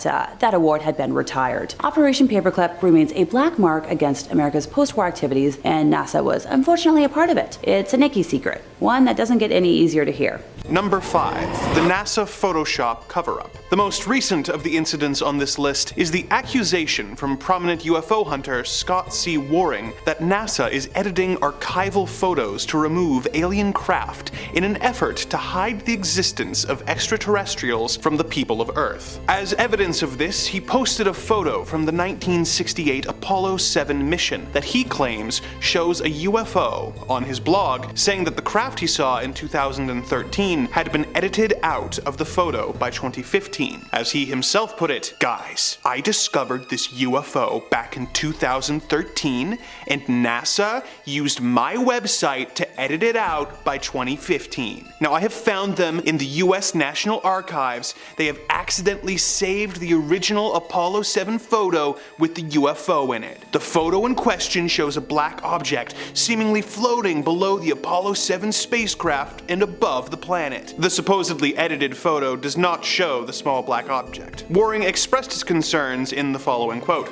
"This is 100% proof that NASA used my discoveries and used photo editing software to edit out the UFO and then add a lot of contrast to the original photo to cover up most of the detail. Then, to top it off, they no longer have the largest 5 megabyte size to download, but instead only have a tiny thumbnail of about 200 kilobytes in size. Its reduced size and quality has destroyed its usefulness. NASA has to be stopped. This kind of cover-up is very corrupt and deceitful to not only the American public, but the world." Despite these claims, the black mark can be seen in other official versions of the photo, and according to analog film experts, they say it is likely just an imperfection in the photo negative. As they put it, irregular shaped dull marks or roundish spots on the surface of your film are likely to be drying marks, caused by the droplets of water forming in the film's surface during the drying stage. These marks are typically seen on the film backing. Films washed in hard water areas are more likely to see this problem. Is NASA really altering photos in their archives in order to cover up alien life? Possibly. Is this an example of them doing so? I'm not entirely convinced. Number 4. The Space Fireflies. During the race to the moon between the United States and the Soviet Union, one of the landmark moments of the race was the Mercury Atlas 6 mission, when American astronaut John Glenn became the first American to orbit the Earth. As important as this moment was in the history of space exploration, it is better remembered by UFO enthusiasts for what Glenn saw out of his window during the mission. While Glenn was flying over Australia in the Friendship 7 capsule, he looked out the window and saw what he later described as fireflies. Upon seeing this, he radioed the following back to NASA Mission Control: "I am in a big mass of some very small particles that are brilliantly lit up like they're luminescent. They look like little stars." Glenn then tapped on the window, and the fireflies seemed to react and flew away. NASA was of course worried that this was parts of the capsule heat shield collapsing, but thankfully for Glenn, this was not the case. Because the mission wasn't being broadcast live, the Firefly story didn't get much media attention, being somewhat of an urban legend. However, when the next American in space, Scott Carpenter, also reported seeing the luminescent particles, NASA had an excuse at the ready, saying that it was caused by ice particles from the condensation of the ship's heat exchanger. While to most this would sound like a plausible explanation, John Glenn maintained until the day he died that what he saw could not be explained by ice particles. What did John Glenn see out his capsule window during the 1962 Mercury Atlas mission? Was it really ice particles? Or is NASA trying to hide the truth from the people of Earth? Was John Glenn right? Is it a coincidence that multiple James Bond films were also directed by a man named John Glenn? We may never know. Number 3. Shuttle Atlantis' close encounter. In an age of internet and live broadcasts, it is getting harder and harder to prevent information from reaching the public, with it usually being only a matter of time before secrets find their way out of the shadows and into the light. Such is the case in our next entry, which happened in 2006 during the STS-115 mission of the Shuttle Atlantis to aid in the construction of the International Space Station. The shuttle and its crew had successfully completed its mission and had almost completed the trip back to Earth when Mission Commander Brent Jett looked out the window and noticed, as he put it, some kind of reflective structure. He radioed Mission Control and told them what he saw, telling them, that what he was looking at, quote, didn't look like anything I've ever seen outside of this shuttle, that's for sure. NASA was worried that whatever the object was, it might be some crucial part of the craft that had broken off. They took control of the cameras that were broadcasting the mission to try and get a look at what Commander Jet had seen. To the shock of all the cameras, it saw 3 bright objects in the sky. The information was picked up by the media,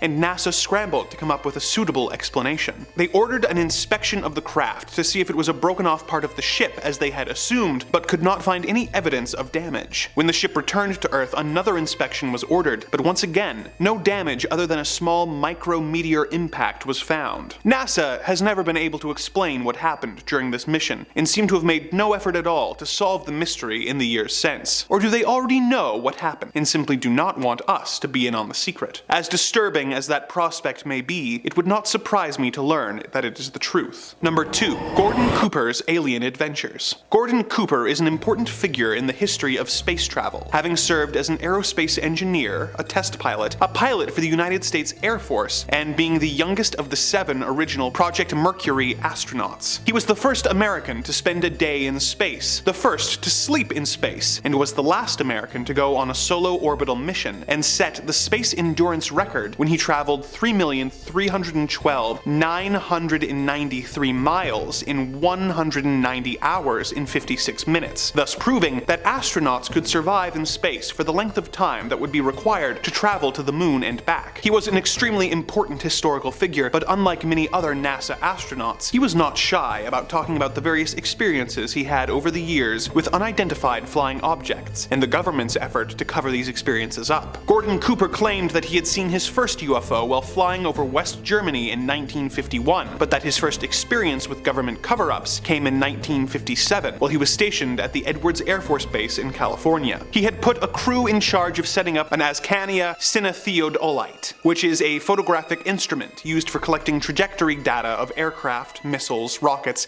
and other similar equipment. The equipment was set up on a dry lake bed and set to take pictures at 30 frames per second as aircraft landed. The men later reported to Cooper that they had seen something odd and had captured images of a strange-looking saucer-like aircraft that hadn't made any sound while landing or taking off. The men were used to seeing experimental aircraft, but were unnerved at the sight of this saucer, which had hovered over them, landed about 50 yards away using 3 extended landing gears, but had taken off when they had approached for a closer look. Cooper called a special Pentagon number, which was meant for reporting such phenomena, and was told to have the film developed, to make no prints of it, and to send it to them in a locked courier pouch. However, as Cooper would later admit, they hadn't told him not to look at the negative before sending them out. He looked at them and saw incredibly high-quality images of the flying saucer. He had expected there to be a follow-up investigation, but never heard anything further. He tried to track down what happened to the images, but never found out, assuming that they ended up in the Air Force's Project Blue Book, which was the Air Force's official UFO investigation. He had to deal with more government concealment, this time from NASA, when he did his solo orbital mission in 1963. While being broadcast live on NBC, Cooper told Mission Control that he could see a glowing green object which was rapidly approaching his craft. The object was not an illusion and even showed up on radar, but when he returned to Earth, he was forbidden to talk about the experience any further with the press. The reporters brought in for the subsequent press conference for the mission were also told that they could not ask Cooper about the green orb either. Years later, Cooper would talk about this encounter more openly and discuss the fact that NASA and other government agencies were covering up several stories of UFO encounters. He even spoke to the United Nations on the subject, saying, "Authority is afraid that people may think of God knows what kind of horrible invaders. So the password still is, we have to avoid panic by all means." Did Gordon Cooper really see multiple UFOs during his life? And if so, did NASA and the Air Force prevent the public from learning about these visitors from another planet in an effort to avoid panic? Will there ever be a point in history where they trust the people of the world to be able to handle such news? Much like the identity of the flying saucer's pilots, it is unknown. Number 1. Did we even go to the moon? As we bring our video to a close,